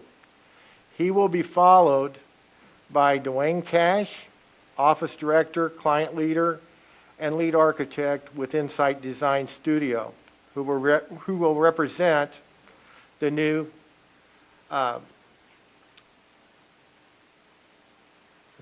who will present the new Deemer Elementary School update. These presentations will take about 10 minutes each. It will be helpful if you would hold your questions to the end of the last presentation. And please keep in mind these project designs are still in progress. And I don't think we could have more passionate lead architects than we do here before you this evening. So without hesitation, Justin. Thank you, Dr. Fultz, Dr. Aitha, members of the board for allowing us to be here tonight. So I'll jump right in. Tonight I will be... Oh, thank you, sir. I'll be giving a brief update on the Westwood View Elementary design. So as Dr. Aitha said, we used the post-occupancy surveys that were completed by the district from the last 7 or so elementaries that were built, and we use those as kind of our kicking off point for the designs for this new round of schools. And again, we, as Hollis and Miller, have met with the Westwood View staff and community 6 times now. So here's kind of the beginning slides that we use for each of those meetings. We've also met with the city multiple times, just so that they're in the loop as we have progressed with our designs as well. So our process looks a little bit like a funnel. We start at the top with the really big ideas, and then we kind of work our way in a little bit as we go, and we get more detailed through the process. So we are currently in what we call design development. So we're making some of those more refined and final design decisions, and then soon we'll move into documentation, which is where we go and we do our contract or construction documents that the contractors will use to bid from to do the projects. One of the fun things that we did to kick off the project is we met with the community and the staff, and we worked with them to build consensus about what we would like to see for Westwood View. And we came up with 6 guiding principles that we are going to use throughout the design process, and I think you guys will see a lot of these reflected in the things that we talk about tonight. So community connection, sustainability, that hands-on learning piece, spaces that function for all group types, so small, medium, and large, that connection to the outdoors. And then something that was very, very important to everyone that we've talked to is how we blend that old with the new. So I'll show you some examples of that tonight too. Our guiding theme is Together We Succeed, and that has a lot of different layers to it. It means community, it means the staff, it means the architect, the contractors. It takes all of us to make this a successful project. So with that, we'll jump right into some of the exterior development. Currently, you'll see the existing Westwood View Elementary School on the lower right, so to the southeast. We are going to build our new Westwood View Elementary School on the old Intercom radio station site. So that's located at the corner of 50th and Bolinder. And right now we're designing this for grades pre-K through 6th grade for about 550 students. We're looking at about 68,000 square feet at about $23 million as our cost. Currently, we've got the site laid out somewhat like this. So you'll see the building there kind of located on the center of the site. We did that very consciously. One, we have a lot of grades that we're dealing with on this site. So we've got some hills and some things that we need to navigate. By putting that building on the center, it also helps us pay homage and pay respect to all the neighbors that we have. So we give them lots of distance, right? Schools are very busy places, so we want to make sure that we're very conscious of those neighbors that we do have. Parking along Bolinder. And then that allows us to have our playground on the east side of the site, kind of tucked in the back for that safety security piece, which is nice, gives them a good safe place to play. You'll also notice that we have lots of sidewalks on the site, so not only along Bolinder, but along 50th to the south. And then we have walking trails and sidewalks in the site itself. That will help with that pedestrian piece of really connecting to the community for those bike paths and those walker paths that we want to have. So some examples of how we blended the old with the new. We did some research and we found the existing Westwood school that was on the site, which no longer exists, but we found some of those pictures of it. And we really started to pull some of the vernacular with the arches, the windows, the brick patterns, those kind of things from that school. And we tried to incorporate those into the new design. We also drove around and we took a good selection of the existing neighborhoods and some of the homes, some of the details that they incorporate, and we've also tried to put them into the new design. So here's a good rendering of what the front of Westwood View Elementary School could look like. So you'll see some of those arches, the brick, the natural stone, but then we also tried to put a little bit of a modern twist with some metal panel and a good amount of glass. The glass is very important because that gives us that daylight into each and every classroom that we want to have for those students, right? That really does pay off for those learning environments to have that natural light. Here's a quick view of the corner at 50th and Booth. So this is kind of looking back to the northwest. What you'll see here is on the far right-hand side up on the second level, we've got some outdoor learning environment areas. So those are outdoor classrooms. That's that connection to the exterior piece that we had talked about. Again, you'll see those materials, those references to the arches that you see around the community. And then down low, you'll see kind of that nook, that piece that's built into the building there, kind of at that hinge point. So the upstairs is our lower grades, right? They'll be on grade for the main entry. So those are our K-1-2 students. We've put some of our older students down low, and we wanted to have them have the opportunity for an outdoor classroom as well. So we've kind of built in that little nook right there for them to have that outdoor experience close to their classrooms as well. Here's a view of what those neighbors could see as they look from the east looking back to the west. So this is more of our playground area. You can really start to see some of those grades that we talked about on site in this view. The big box gym is kind of located on the right, and you can see those stairs that come down to the playground. We've got about 27 feet of fall from the center of the site to the northeast corner. So we've got a lot of grade to navigate, but we did find a good place to put this building, and we're actually using the building to help us with some of those grades. You'll see the playground areas, and so, again, some of those materials, the arches, et cetera, that really pay homage to that historical vernacular that Westwood has. We then move into a little bit of our interior development. So we worked with the staff and the community that we met with, and we showed them several different options on colors, color palettes, the type of feel that they would like to have for the inside. Our group chose cool and cozy. So it's more of those muted tones, more calmer tones. And so you'll see those as we work together to finish out what the interior could be. Here's some examples of the color palettes and the materials that we're looking at. So those are some carpets, the paints on the lower left. Those are some of the wood tones that we'll use in some of the casework, the doors. And then we even have some fun ceiling elements that will help with those acoustics inside the building, which is very important. Here's our floor plan layout. So the orange star, the red star on the left is kind of our main entry point. That would be coming in off of the Bellender side. As you move in through the front door, you have your office suite just to the left. And then as you move further to the north or up on our page here, that's more of the, what we'll call the private or the public wing, I'm sorry. That houses our office suite, our gymnasium, the commons or cafeteria area. And then at the very far end, that's kind of where our back of house, the kitchen, and some of those deliveries will enter that side. So that's more of our public area. As you come in through the front door again, as you move to the right, those are academic wing. So that's our two-story academic wing. That's where all the classrooms will be located, our maker spaces. And then some of the unique design elements that we have is our upper floor, which is our K-1-2. They will have restrooms in each of their classrooms. So that's very convenient. We talked to the staff about that. And we believe that having those in there will be very convenient and also allow them to have additional instructional time during the day without having to walk their students to the restroom and back. So that was very important. But as you move downstairs to the lower level, which you'll see on the right-hand side of the page, we decided that that wasn't necessarily needed for those upper grades, right? So they will have more of your traditional group restrooms. So they'll be able to go down the hallway and use restrooms as you would see more in a traditional setting. They thought that that would be more beneficial for those upper grades. And I'll finish this evening with just a few renderings of what those color palettes and those ideas for the interior are starting to shape up like. So again, paying homage to some of those arches, right? You'll see lots of curves within the building, pulling in some of those cool and cozy colors and those color palettes.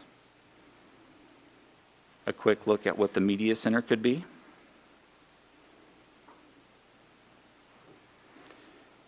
And we'll end with some of the collaboration spaces. So the collaboration spaces, the corridors, is something that we worked with you guys on in the last bond issue as we developed Briarwood, Trailwood, Brookwood, and then Dwayne with his schools to really maximize the use of the square footage within the buildings. So we not only want to use the corridors as people movers, right, how to get from point A to point B, but also to create additional learning environment and learning opportunities for the students each and every day. So we'll have lots of little nooks and places for them to break out into smaller groups and to go learn within the hallways and corridors as well. And with that, I will turn it over to Dwayne and he can talk to you about Deemer.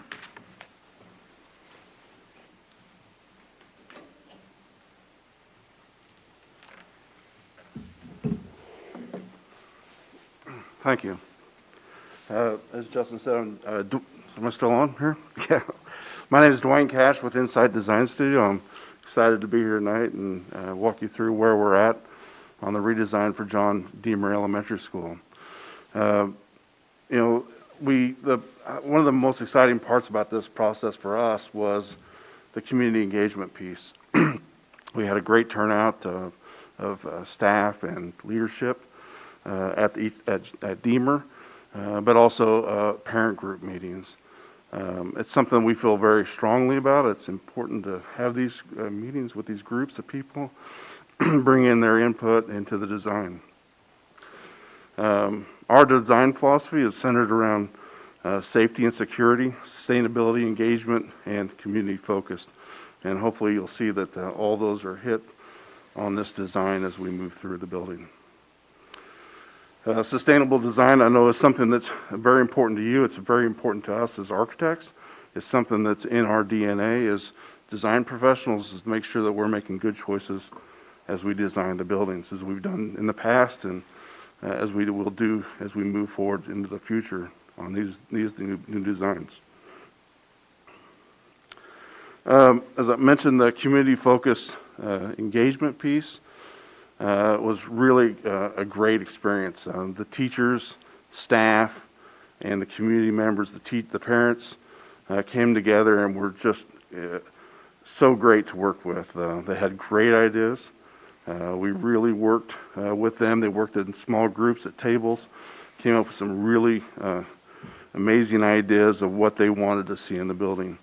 Collaborative learning, open spaces, direct sunlight, individual toilets was a big thing for them. Having high flexibility in the space so the teachers and students can determine a path for learning for everybody. And this idea that learning happens everywhere throughout the building and engage every part of the space for engagement and learning. This is the site plan. Deemer is a very tight site. Presently, it's about 7 acres. It's on the corner of 97th Street and Lamar and Overland Park.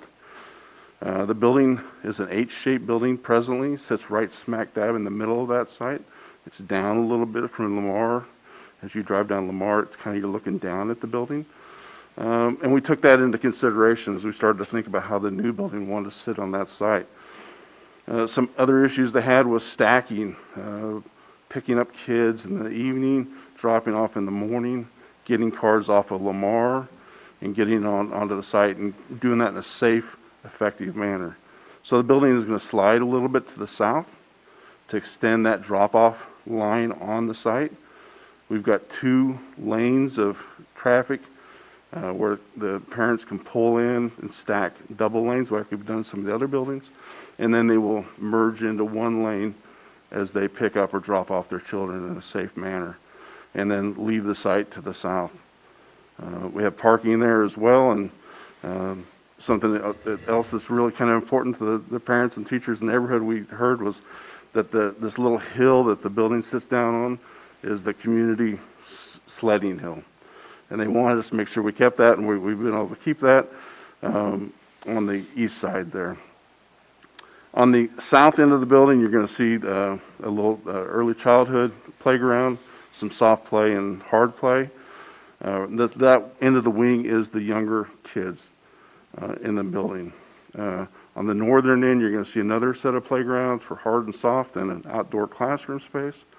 And in the back, we have service and bus drop-off on the back of the building to keep the buses away from the parents and that traffic in the morning and afternoon. And then lastly, that play field that they have now, which is down on the southeast corner, right on the corner of 97th Lamar, we're moving to the north to kind of tuck it back there in that neighborhood, give a little more privacy and a little more security of that outdoor play space. The building is a very simple kind of a layout. It's very driven by this idea of using every space for learning. The first floor on the right, or the left, I'm sorry, is the K1, or the kindergartners, I'm sorry. First and second grade are on the second floor right above them. The staff really thought that was a good move, and that way they have direct access to their playgrounds. They can kind of float between that age group, that they have their own kind of wing. There's connections vertically between the two spaces, visually and by staircase. The very end is the kindergartners. Then we have special ed and some flex rooms and art room on that wing as well. The center of the building really is everything else. It's the core functions. It's the administration, the cafeteria, kitchen, and the FEMA gymnasium. The FEMA gymnasium is something new this year. Overland Park has adopted the 2018 code, and that code recommends or requires that every new building has a FEMA ICC 500 storm shelter. In the past, we have designed the gymnasiums to that standard, but we have not done everything that requires. The new gyms will require integrated bathrooms and other supports for a 2-hour event. So if they're in that space for over 2 hours, they have those facilities. That is new this time around. On the right is the third and fourth graders, and we'll do a little bit of blow up on that wing. This is the upper floor plan. Right in the front, in the very front of the building, you'll see in the renderings is the media center. Behind that is the music rooms and what do we call it? The hands-on learning lab. So, the makerspace. Thank you, Dr. Atha. Always there to help me. I appreciate that. Looking at the classroom wing and the kind of big drivers, all those things we heard from those staff and those parents and teachers, was this idea of community and team teaching, collaborative learning, and students finding their own path to success. Highly flexible, something that they can change and adapt to. And if you look at the 6th grade cohort or the 5th grade cohort, there's 3 classrooms. But there's also a flex classroom for when they have that bubble come through or they need that extra space for use. Or that cohort could use that as their own little maker's space if that's available to them at that time. The really big driver that's different than anything that we've done before for Shawnee Mission is what we call the co-lab space, is that space in between. As these classrooms now have glass on the front of them and they're very highly flexible to move into that collaboration space, we see that collaboration space out in front as an extension of the classroom. So the kids who can kind of float out there and find that individual pace or that space they need to work individually or in groups or with a specialist, they can just do that, but they're not removed from the classroom. They're just kind of pulled out into that collaboration space. So by doing that, we've kind of lost the place for kids to go in a secure location. We know that kids need to have a place to go and be out of sight. So that co-lab space in the middle is designed to be that space. We put both classrooms into that space, and the teachers, they can pull the doors shut and they're secure in that core space. Each classroom has its own bathroom. Deemer decided to do that for every grade. So every grade has its own bathroom. By having this co-lab space in the center, it does give privacy because they're not walking right out of that right into their classroom. So they felt that solved that problem of direct privacy. We've also taken the cubbies out of the classroom and put them inside this space. That helps free up space inside the classroom for teaching and less of the clutter of backpacks and coats and things that you'll see as you go into schools. The collaboration space in the core is also, work very closely with the school district to pick the right furniture to give kids choice and flexibility. So here's a couple of exterior renderings of the building where we're at today. This is the front entrance with the office to the right and the media center above it. We talked a lot with the community about materials and how it blends in with the neighborhood.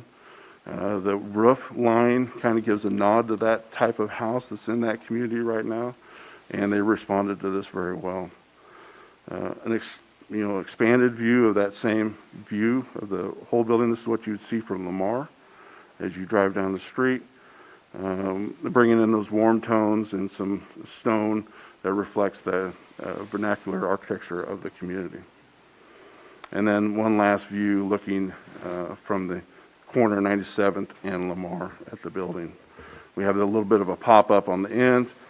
Each one of those learning centers has its own kind of view out the end and view out to the playgrounds as well, and direct access for playground time. We don't have any interior views to share tonight. We're working on those right now and hope to have those developed pretty soon. That's it. Before we entertain questions, Dwayne mentioned that John Deemer will have storm shelters be built to FEMA certification. That will be no different than what we will be doing at Westwood View and our other 3 rebuilds moving forward, Pawnee, Tomahawk, and Rushton.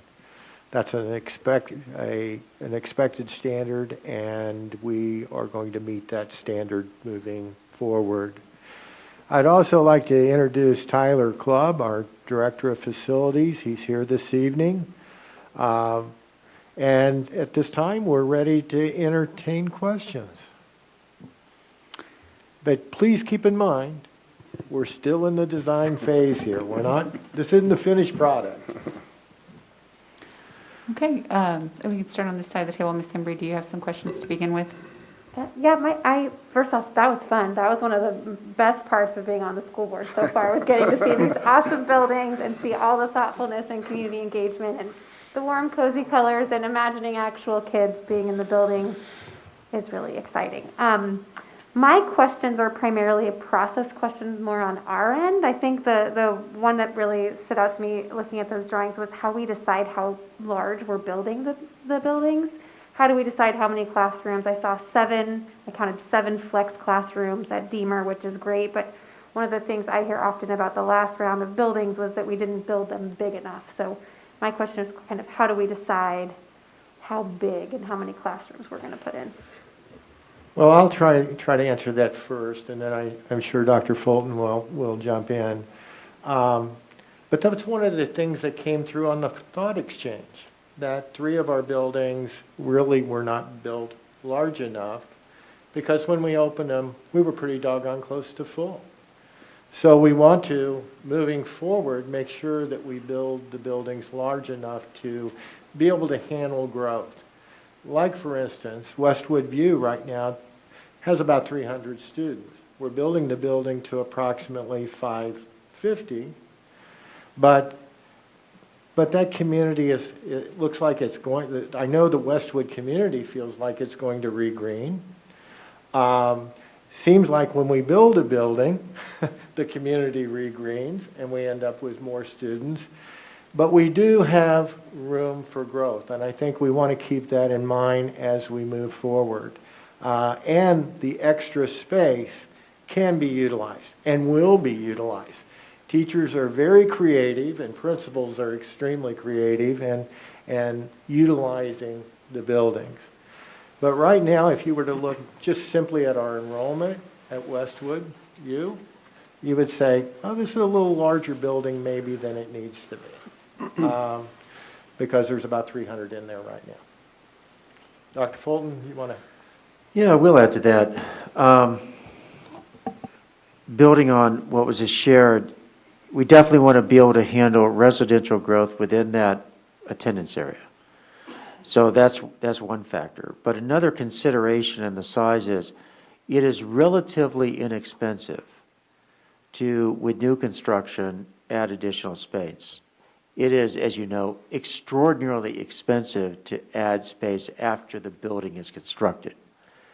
So that's one of the things that we're weighing here is making sure that it's better to err on making them a little bit bigger, knowing you can handle anything that happens in the future versus having to go back and think, gosh, we really need more space in this building, but we just, it's so expensive to do it. The second thing is that as we think about buildings handling the residents of that attendance area, when we do things like exceptional attendance, that is based on the current enrollment. We don't go out and build schools to handle large amounts of exceptional attendance. And that's really an important point. We handle the resident population, and then if there's space available with the number of teachers that we have assigned to that school, then we may add exceptional attendance into that building. So it's not by design intended to create a space where you have a lot of exceptional attendance at any one building. So those are the considerations that we're going through as we're thinking about building size, making sure that we don't shortchange ourselves, because again, you can't go back in an affordable way and add space into a school. Does that help? That's kind of the story of how that works.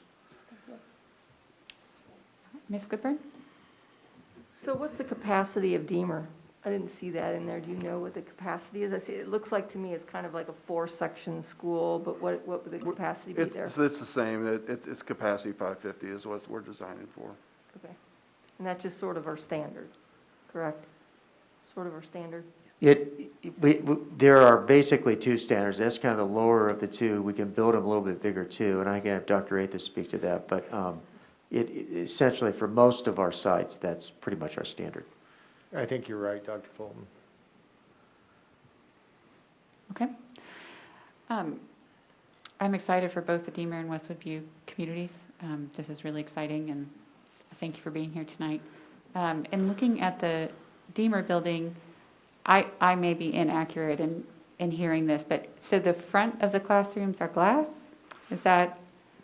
Yeah, instead of the traditional corridor, when we create that collaboration space out in front, we heard from the teachers they wanted to be able to send kids out there, but one of the obstacles to that is oversight.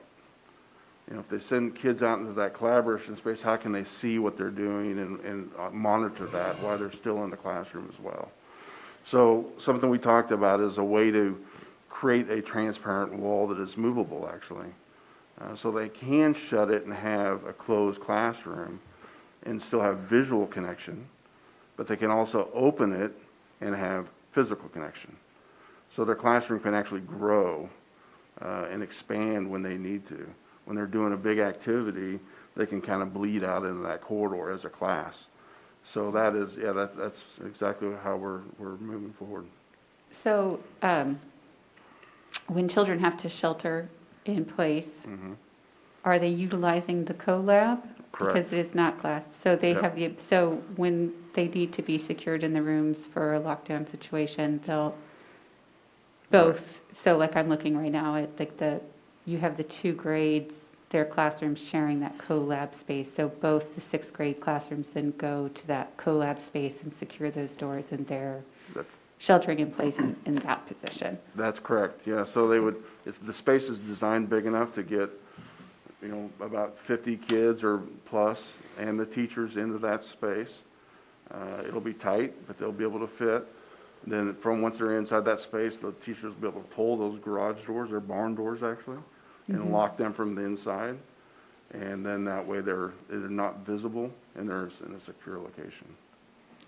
Thank you. Sorry for the dark line of questioning. No. That was just, I just It's an thought glass, important- and I was like, important they got to fit in the CoLab, but just wanted to, I'm completely trusting you're taking all of the security considerations into account. I just know if I had that thought, there's a worried mother out there somewhere also having that thought. We just thought we'd get on the answers. Thank you. Dr. Sinclair? I just wanted to commend the intentional engagement of the end user in the design process just from the very beginning. I think that leads to a stronger end product, and I'm grateful to see it standard operating procedure for this. So I just wanted to acknowledge that. And then also so I'm sorry, I don't have a question, it's more comment. And then also just acknowledge all the work that was done before this bond was even passed, and the willingness for everyone around the table to have engaged in the planning process so that we can be submitting designs in February and March and potentially shovel-ready in June and July. That was a huge leap of faith before we'd even gotten the bond passed, and I just wanted to acknowledge that as well. So thank you. Thank you. Mr. Stratton?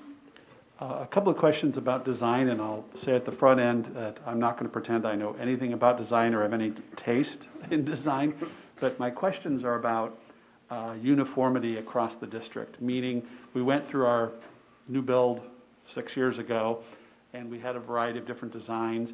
These two look more similar, which I like. Is there a uniformity hope as we move across the district for these two buildings and then the other three?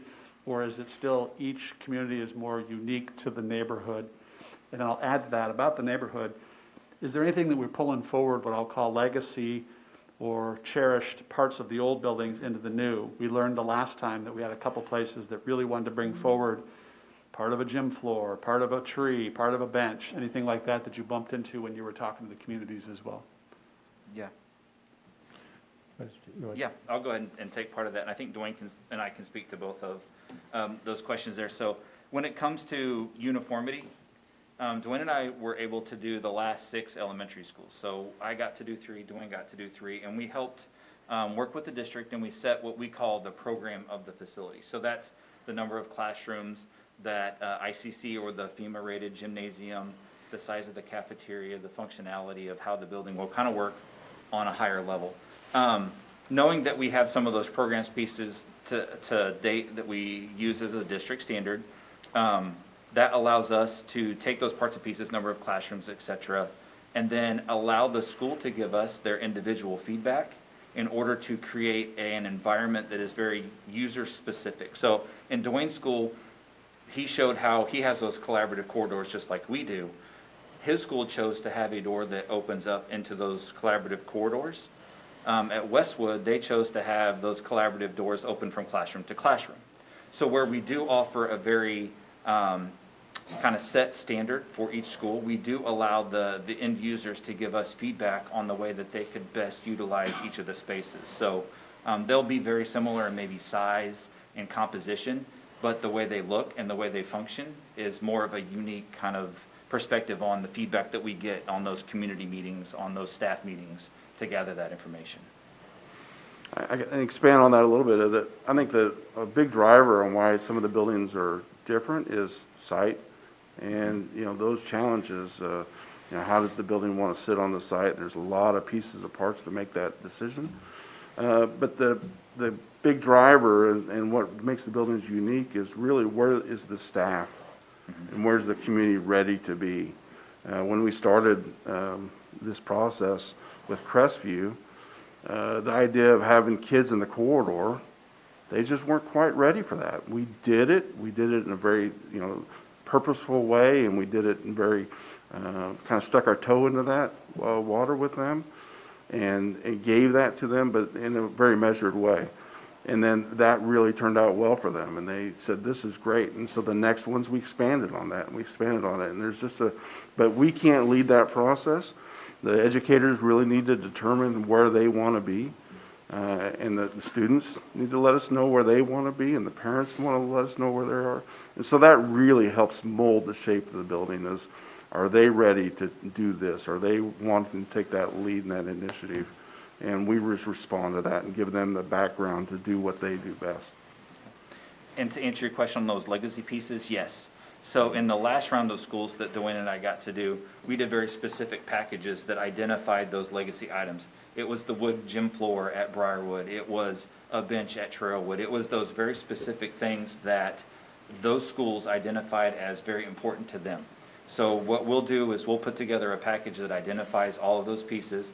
We'll photo document everything, and then our contractors will help us go in, demo those, and then salvage them, and then we'll find ways to uniquely incorporate some of those back into our new facilities. That's a way that we can kind of do that, paying homage to the history of the buildings, right? We can kind of bring some of that old and blend it with the new. We did it very successfully, I think, last go around, and I think we'll continue to do that as we move forward with these rebuilds as well. And I think that's very important, to be able to personalize these buildings to the community.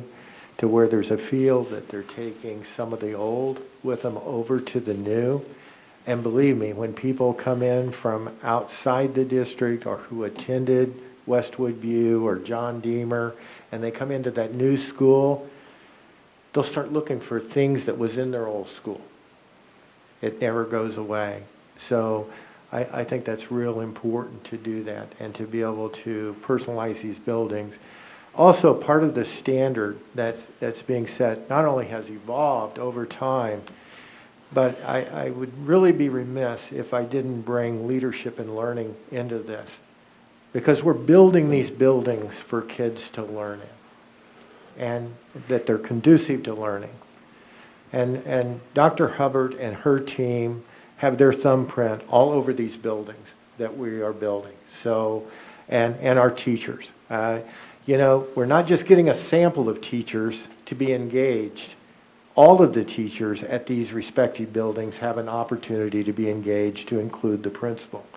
Now, parents, community, we're getting a sample.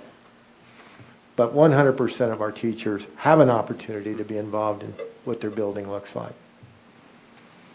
Thanks, and if I could just do one clarification on that, and that is exterior. With each building, do we try to look for uniformity across the exterior look? Is there ever such anything as a Shawnee Mission look to a building? Looks like these two both are kind of a red brick and then maybe a grayish look, like a two-tone. It looks great. I think Brookwood might look similar a little bit. I was just wondering if that's something we'll carry forward, or don't expect that, meaning it's going to be more unique to the build of the house and the neighborhood. I think you hit it on the head there. I think it's more unique. If you look at Trailwood, it would be very different. I think Crestview is a little bit more unique. It doesn't have necessarily that red brick. So I think what we'd really try to do is design our buildings to fit within the look, the feel of that community. So if that community is lighter color brick, maybe a lot more glass, whatever that may be, we'll try to design these schools to where they really kind of fold into the vernacular, the architectural design of the homes and the other businesses and the other buildings that surround it. So I would say there's probably not a Shawnee Mission standard per se. The Shawnee Mission standard is to be unique and to blend in with the community and kind of listen to the architecture that's around us, and then we try to replicate that and pay homage to that with the schools that we build. Thank you. So as a former third grade teacher, I think it's wonderful that we have bathrooms now in each classroom, is what I heard you say, at least at Westwood View for the younger Correct. grades. And I assume those are just single stall restrooms. Yes. So, but there are still going to be group restrooms for the older grades, at least at Westwood View. I don't know. Yes. At Deemer, if that's the case. So I know at North Kansas City, they have some schools that have the unisex restrooms, so the teacher can stand outside in the washroom area and monitor the whole classroom. Is that something that's gone into either of these schools? We did look at that. We did talk to our group about that. So Hollis and Miller did some of those North Kansas City schools. We did bring that up to them, and I believe that they thought that the individual rooms for the lower grades was what they would like to do. Just, it helps them with more instructional time. They thought that they would gain 20 to 30 minutes a day, just like you said. And for those older groups, we just have more of a traditional group restroom with the privacy stalls. So the stalls that we will have in our new restrooms will go very close to the floor, and they'll go a little bit taller. They provide a little bit more privacy than what you would typically see in a standard restroom with, sometimes the partitions are a little bit higher off the floor and they're not quite as tall. So we'll expand on that to increase the privacy. And I think they felt that, those group restrooms that we have that are more traditional was the design that they would like to see at Westwood View as our group feedback. That's kind of the feedback that we were given. At Deemer, they decided they wanted restrooms in every classroom, and the way we've designed it with the collab space in the middle is they have actually 2 restrooms available to them. So if the idea is that as a teacher brings a class back to their classroom, they don't have to stop at the multi-function restroom. They can go ahead and bring their class back, get started, and the kids that actually do need to use the restroom can stay in the classroom and use those restrooms. There are 2 of them available, so they can actually cycle through faster. cutting down on that time they're out in the non-instructional period.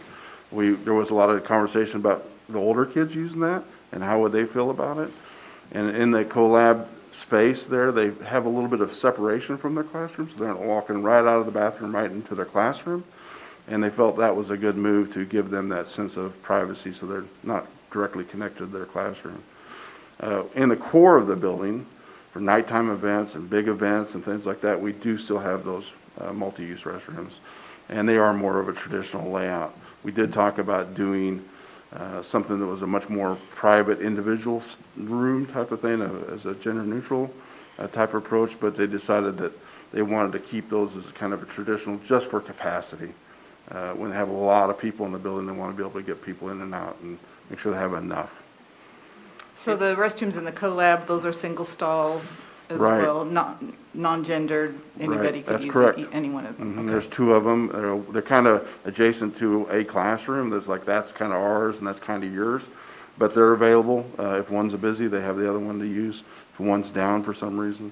And we've also provided a way for janitorial staff to come in that space and maintain those without going into the classrooms and disrupting the class. So that they can keep teaching and what those are taken care of. We are looking at some things right now that's a little different. Right now they do have urinals in them. We're discussing maybe changing that a little bit and give a little bit more teaching space in that collaboration space and making them just single toilets. Okay, thank you. Mhm. Ms. Borgman? Thank you very much for the presentation. I appreciate it. I just kind of had a question kind of along the lines of Ms. Owsley on the collabs. So my kids went to Rising Star and they had what they called a pod, and which are the collabs. And so when they had lockdown type situations, it was incredibly tight for those kids to be in, all of those kids to be in that space. Is there enough, are we sure we have enough room for those kids during a lockdown type situation? Hopefully we won't have to worry about that, but Right. just want to Yeah. make sure that there's enough physical space for 2 classes at Right, least. there's not a standard size for those, in the code, we have a lot of things that tell us to provide this amount of space for a child in a space. We're providing about 4 square feet per child. That's not a lot of space, it's about 2 foot by 2 foot, but most kids can sit on the floor in a 2 foot by 2 foot square. And so they can get in that space if they're in there for an extended amount of time. It could be a little uncomfortable, but they do have water in there, they have toilets in there. They do have some ability to move around a little bit, stand up, move. But yeah, it will be a little tighter than what we would love to have, obviously. But we're trying to balance this idea of a secure location, but also have that space utilized in a teaching way too. So we feel like it's a little bit of an experiment. It's a little bit of a try. And I think as this develops, we're going to learn, is it enough? Do we need to tweak it and move forward? It's a little different, so. And if you, again, Rising Star has a similar, collab type situation, so it may be worth a trip to Yeah, investigate absolutely. that space, just to make sure we're able to secure a space for No, our kids, so. I think that's a great idea. Thank you. Mhm. Are there any other further follow-ups? Oh, Ms. Goodburn. So I'm having a little bit of hard time with the collab too, I guess, just trying to wrap my head around it. So will the doors to the collab be open on each side of the I'm looking at the second grade classroom. Right.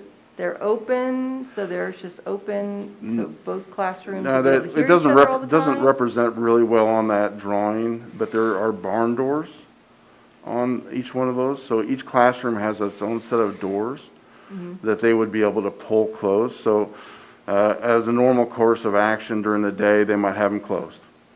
One teacher might have hers open because they're doing a project in there and they need a little bit of a wet space to work in.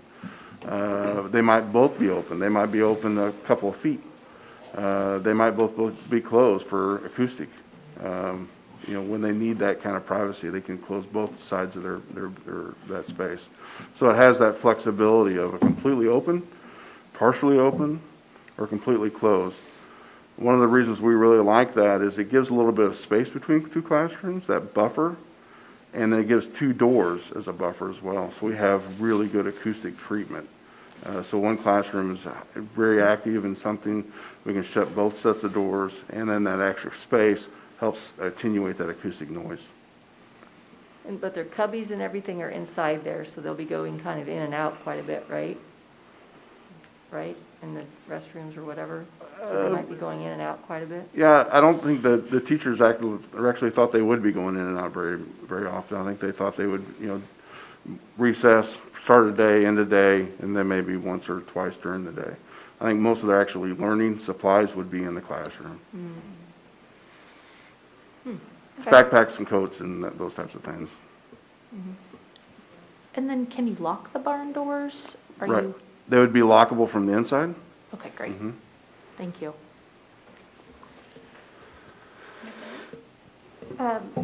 My question, again, this is a process question a little bit for us and a little bit for our board, is I know we have the Finance and Facilities Committee now formed, and I didn't know process-wise, since this is the first time we've had a bond proposal pass while we've had that committee in existence, whether they'll be seeing these drawings or how we expect them to be engaged in the process moving forward now that the bond has passed. I'll just shoot that over to Mr. Stratton. A good question. The timeline is moving pretty quick here. So we'll have to figure out, we'll talk offline if in fact we have the ability to convene a meeting prior to that. Because if these are going to the city councils March 1st, if I remember right, for planning commissions, or it'd be just to the city for permitting. Yeah, our deadline is February 17th for submittal for planning commission. And that's about a 2-month process. But we do have a drop dead date of when we can make revisions that is coming up pretty quickly. Yeah, thank you for the question. Yeah, and I don't necessarily think they should. To me, the end users here who has the most say. Yeah. If our teachers if the teachers at Deemer are happy with this and the community at Deemer is happy, like generally, I want this to be what our community wants. But I just wanted to ask sort of if we thought it would go back to finance and facilities and for what purpose. I think the question is a good one, and it prompts what the role will and should be throughout the process to the point of opening the building. Thank you. Dr. Ather? Yes, I've emphasized a couple of times this evening is that what you're seeing this evening is these designs at this point in time. And it is possible that some of the things that's been talked about this evening might not be in the final design. One of the purposes of having the last parent and community engagement meeting is to make sure we share with these committees what things might not be in the design, in the ultimate design. Keep in mind, we're working within a budget. We have $23 million for each of these schools to work within. And so we may get into a point of where we're value engineering out certain things. And I just want to be transparent with you and the community that, well, they said this would be in this building, but I find that it's not. It could be that it would be valued engineered out because of cost. Costs are increasing. We are charged with working within a budget. So I don't know that that will happen, but I only say it so that it's on the record. So. Yes. I wanted to add, we talked about it earlier, and I don't know if it came across as clear as it should have, but Westwood View is 68,000 square feet in a 3-section design. Correct. And Deemer is a 4-section design of what, 74,000 square feet? 76,000.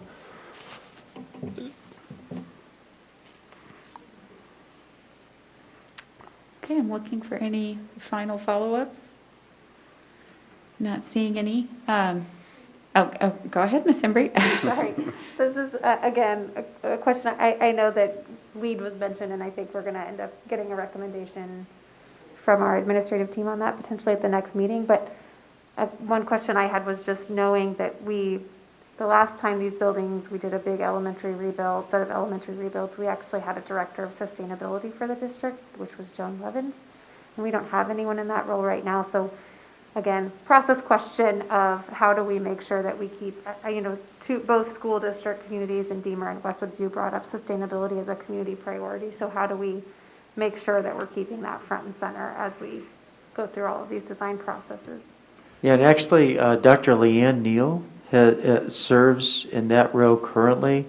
We did go from a full-time sustainability position to a part-time one. I mean, she's a full-time person, but part of her duties are to deal with sustainability. And she's involved in these projects and will remain involved in all of the new construction. So Dr. Atha can talk about that in more detail. Yes, Dr. Neal is attending all of our construction meetings on Monday and whenever else we have them. And even today, we teamed her up with our architects in who on their side of the table works with the sustainability. And at some point, we'll be coming forward to the board to give a report of where we are in sustainability with these rebuilds.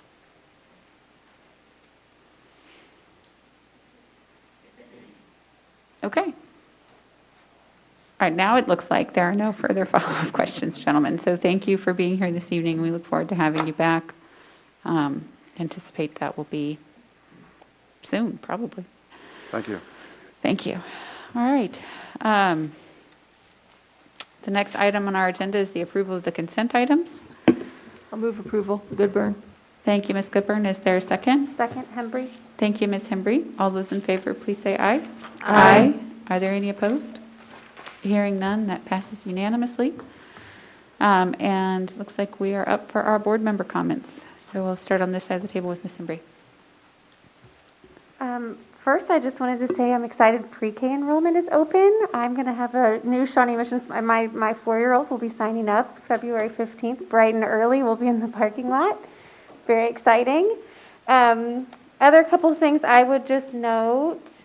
I know there was some discussion of the Superintendent Advisory Group on Diversity, Equity, and Inclusion. That's an issue that is very near and dear to my heart, and I'm really hopeful that we can make very good use of people's time. We're asking 25 people to come and participate in a committee. I think it's really important that we have a really clear charge for that group so that we can get really actionable advice to the board and to the district about how we can keep on doing better for our students of color in the community. So I would just love to see us be as specific as possible with that group. I'd really love to see a solid feedback loop so that if there are important recommendations happening there that the board should be aware of, we have a way to know them and hear them and have a little line of sight. I understand and appreciate that it's a superintendent advisory group, and I'm really glad we're putting it forward, but I think it's really important that we have a way to kind of know and hear what's being discussed there. And then the only other board comment I would make is just, I know we had a lot of folks coming and talking about returning our secondary students, and I want people in our community to know that I very much see and hear that our kids really are struggling right now. You know, COVID can be real and students struggling because of virtual learning can be real all at the same time. So I'm really happy and encouraged to hear Dr. Fulton and others continue to say that it is our goal to get our students into school as full-time, as quickly as possible, as safely as possible, and that we're continuing to follow the public health guidance and continuing to make that our priority. That's really important to me. So thank you for continuing to keep your eye on the ball so that we can get kids back in school where they're going to have connections that they need. Just on my drive to this meeting tonight, my own child's pediatrician called and said that she said, you don't even want to know what I'm seeing come through my office right now. There are kids who are very much struggling. They feel disconnected from their people. None of that makes COVID any more or any less risky for everyone in our buildings, but I don't ever want us to lose sight that is a real thing. And I really feel it this week. I know so many of us do. Thank you. Ms. Goodburn? I just wanted to thank the community members for supporting the bond issue. Thank you. I don't have any closing comments this evening. Dr. Sinclair? Shared mine already as well. Thank you. Thank you. Mr. Stratton? No comments, thanks. Thank you. Reverend Guy? I have no comments. Thank you. Thank you. Ms. Borkman? Yeah. So a couple things really quick. I just want to reiterate that we should have more information no later than February 22nd about secondary kids and what that will look like for our secondary students returning back to school full-time. So I look forward to hearing more about that at our next board meeting. And maybe we'll know something before then. So thank you very much. We'll see. And I think we all want to make sure that we're doing it safely for our teachers and staff.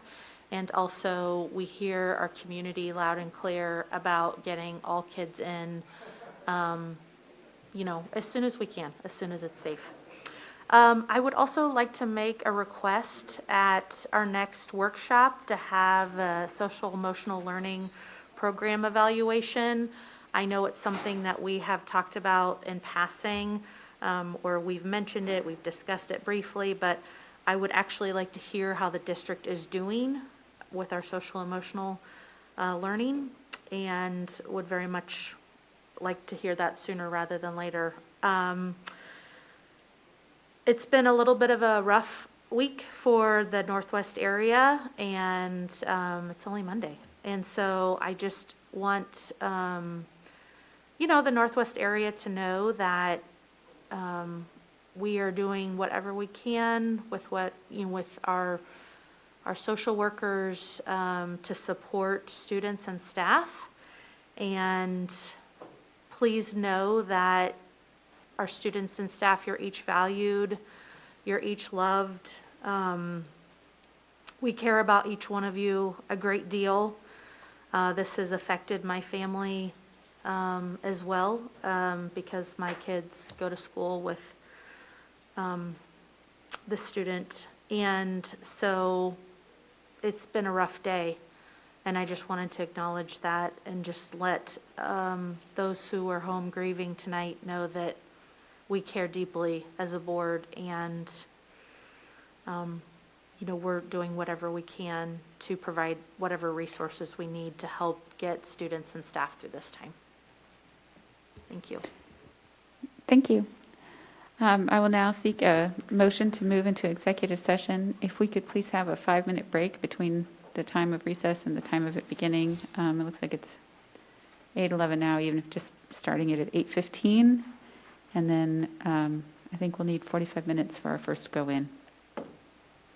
So I move we go into executive session to discuss personnel issues pursuant to the non-elected personnel exception under COMA, and the board will reconvene at 9 o'clock. Thank you. Goodburn. Thank you, Ms. Goodburn. All those in favor, please say aye. Aye. Are there any opposed? Hearing none. We will be back at 9 o'clock. There will be no business following. Thank you.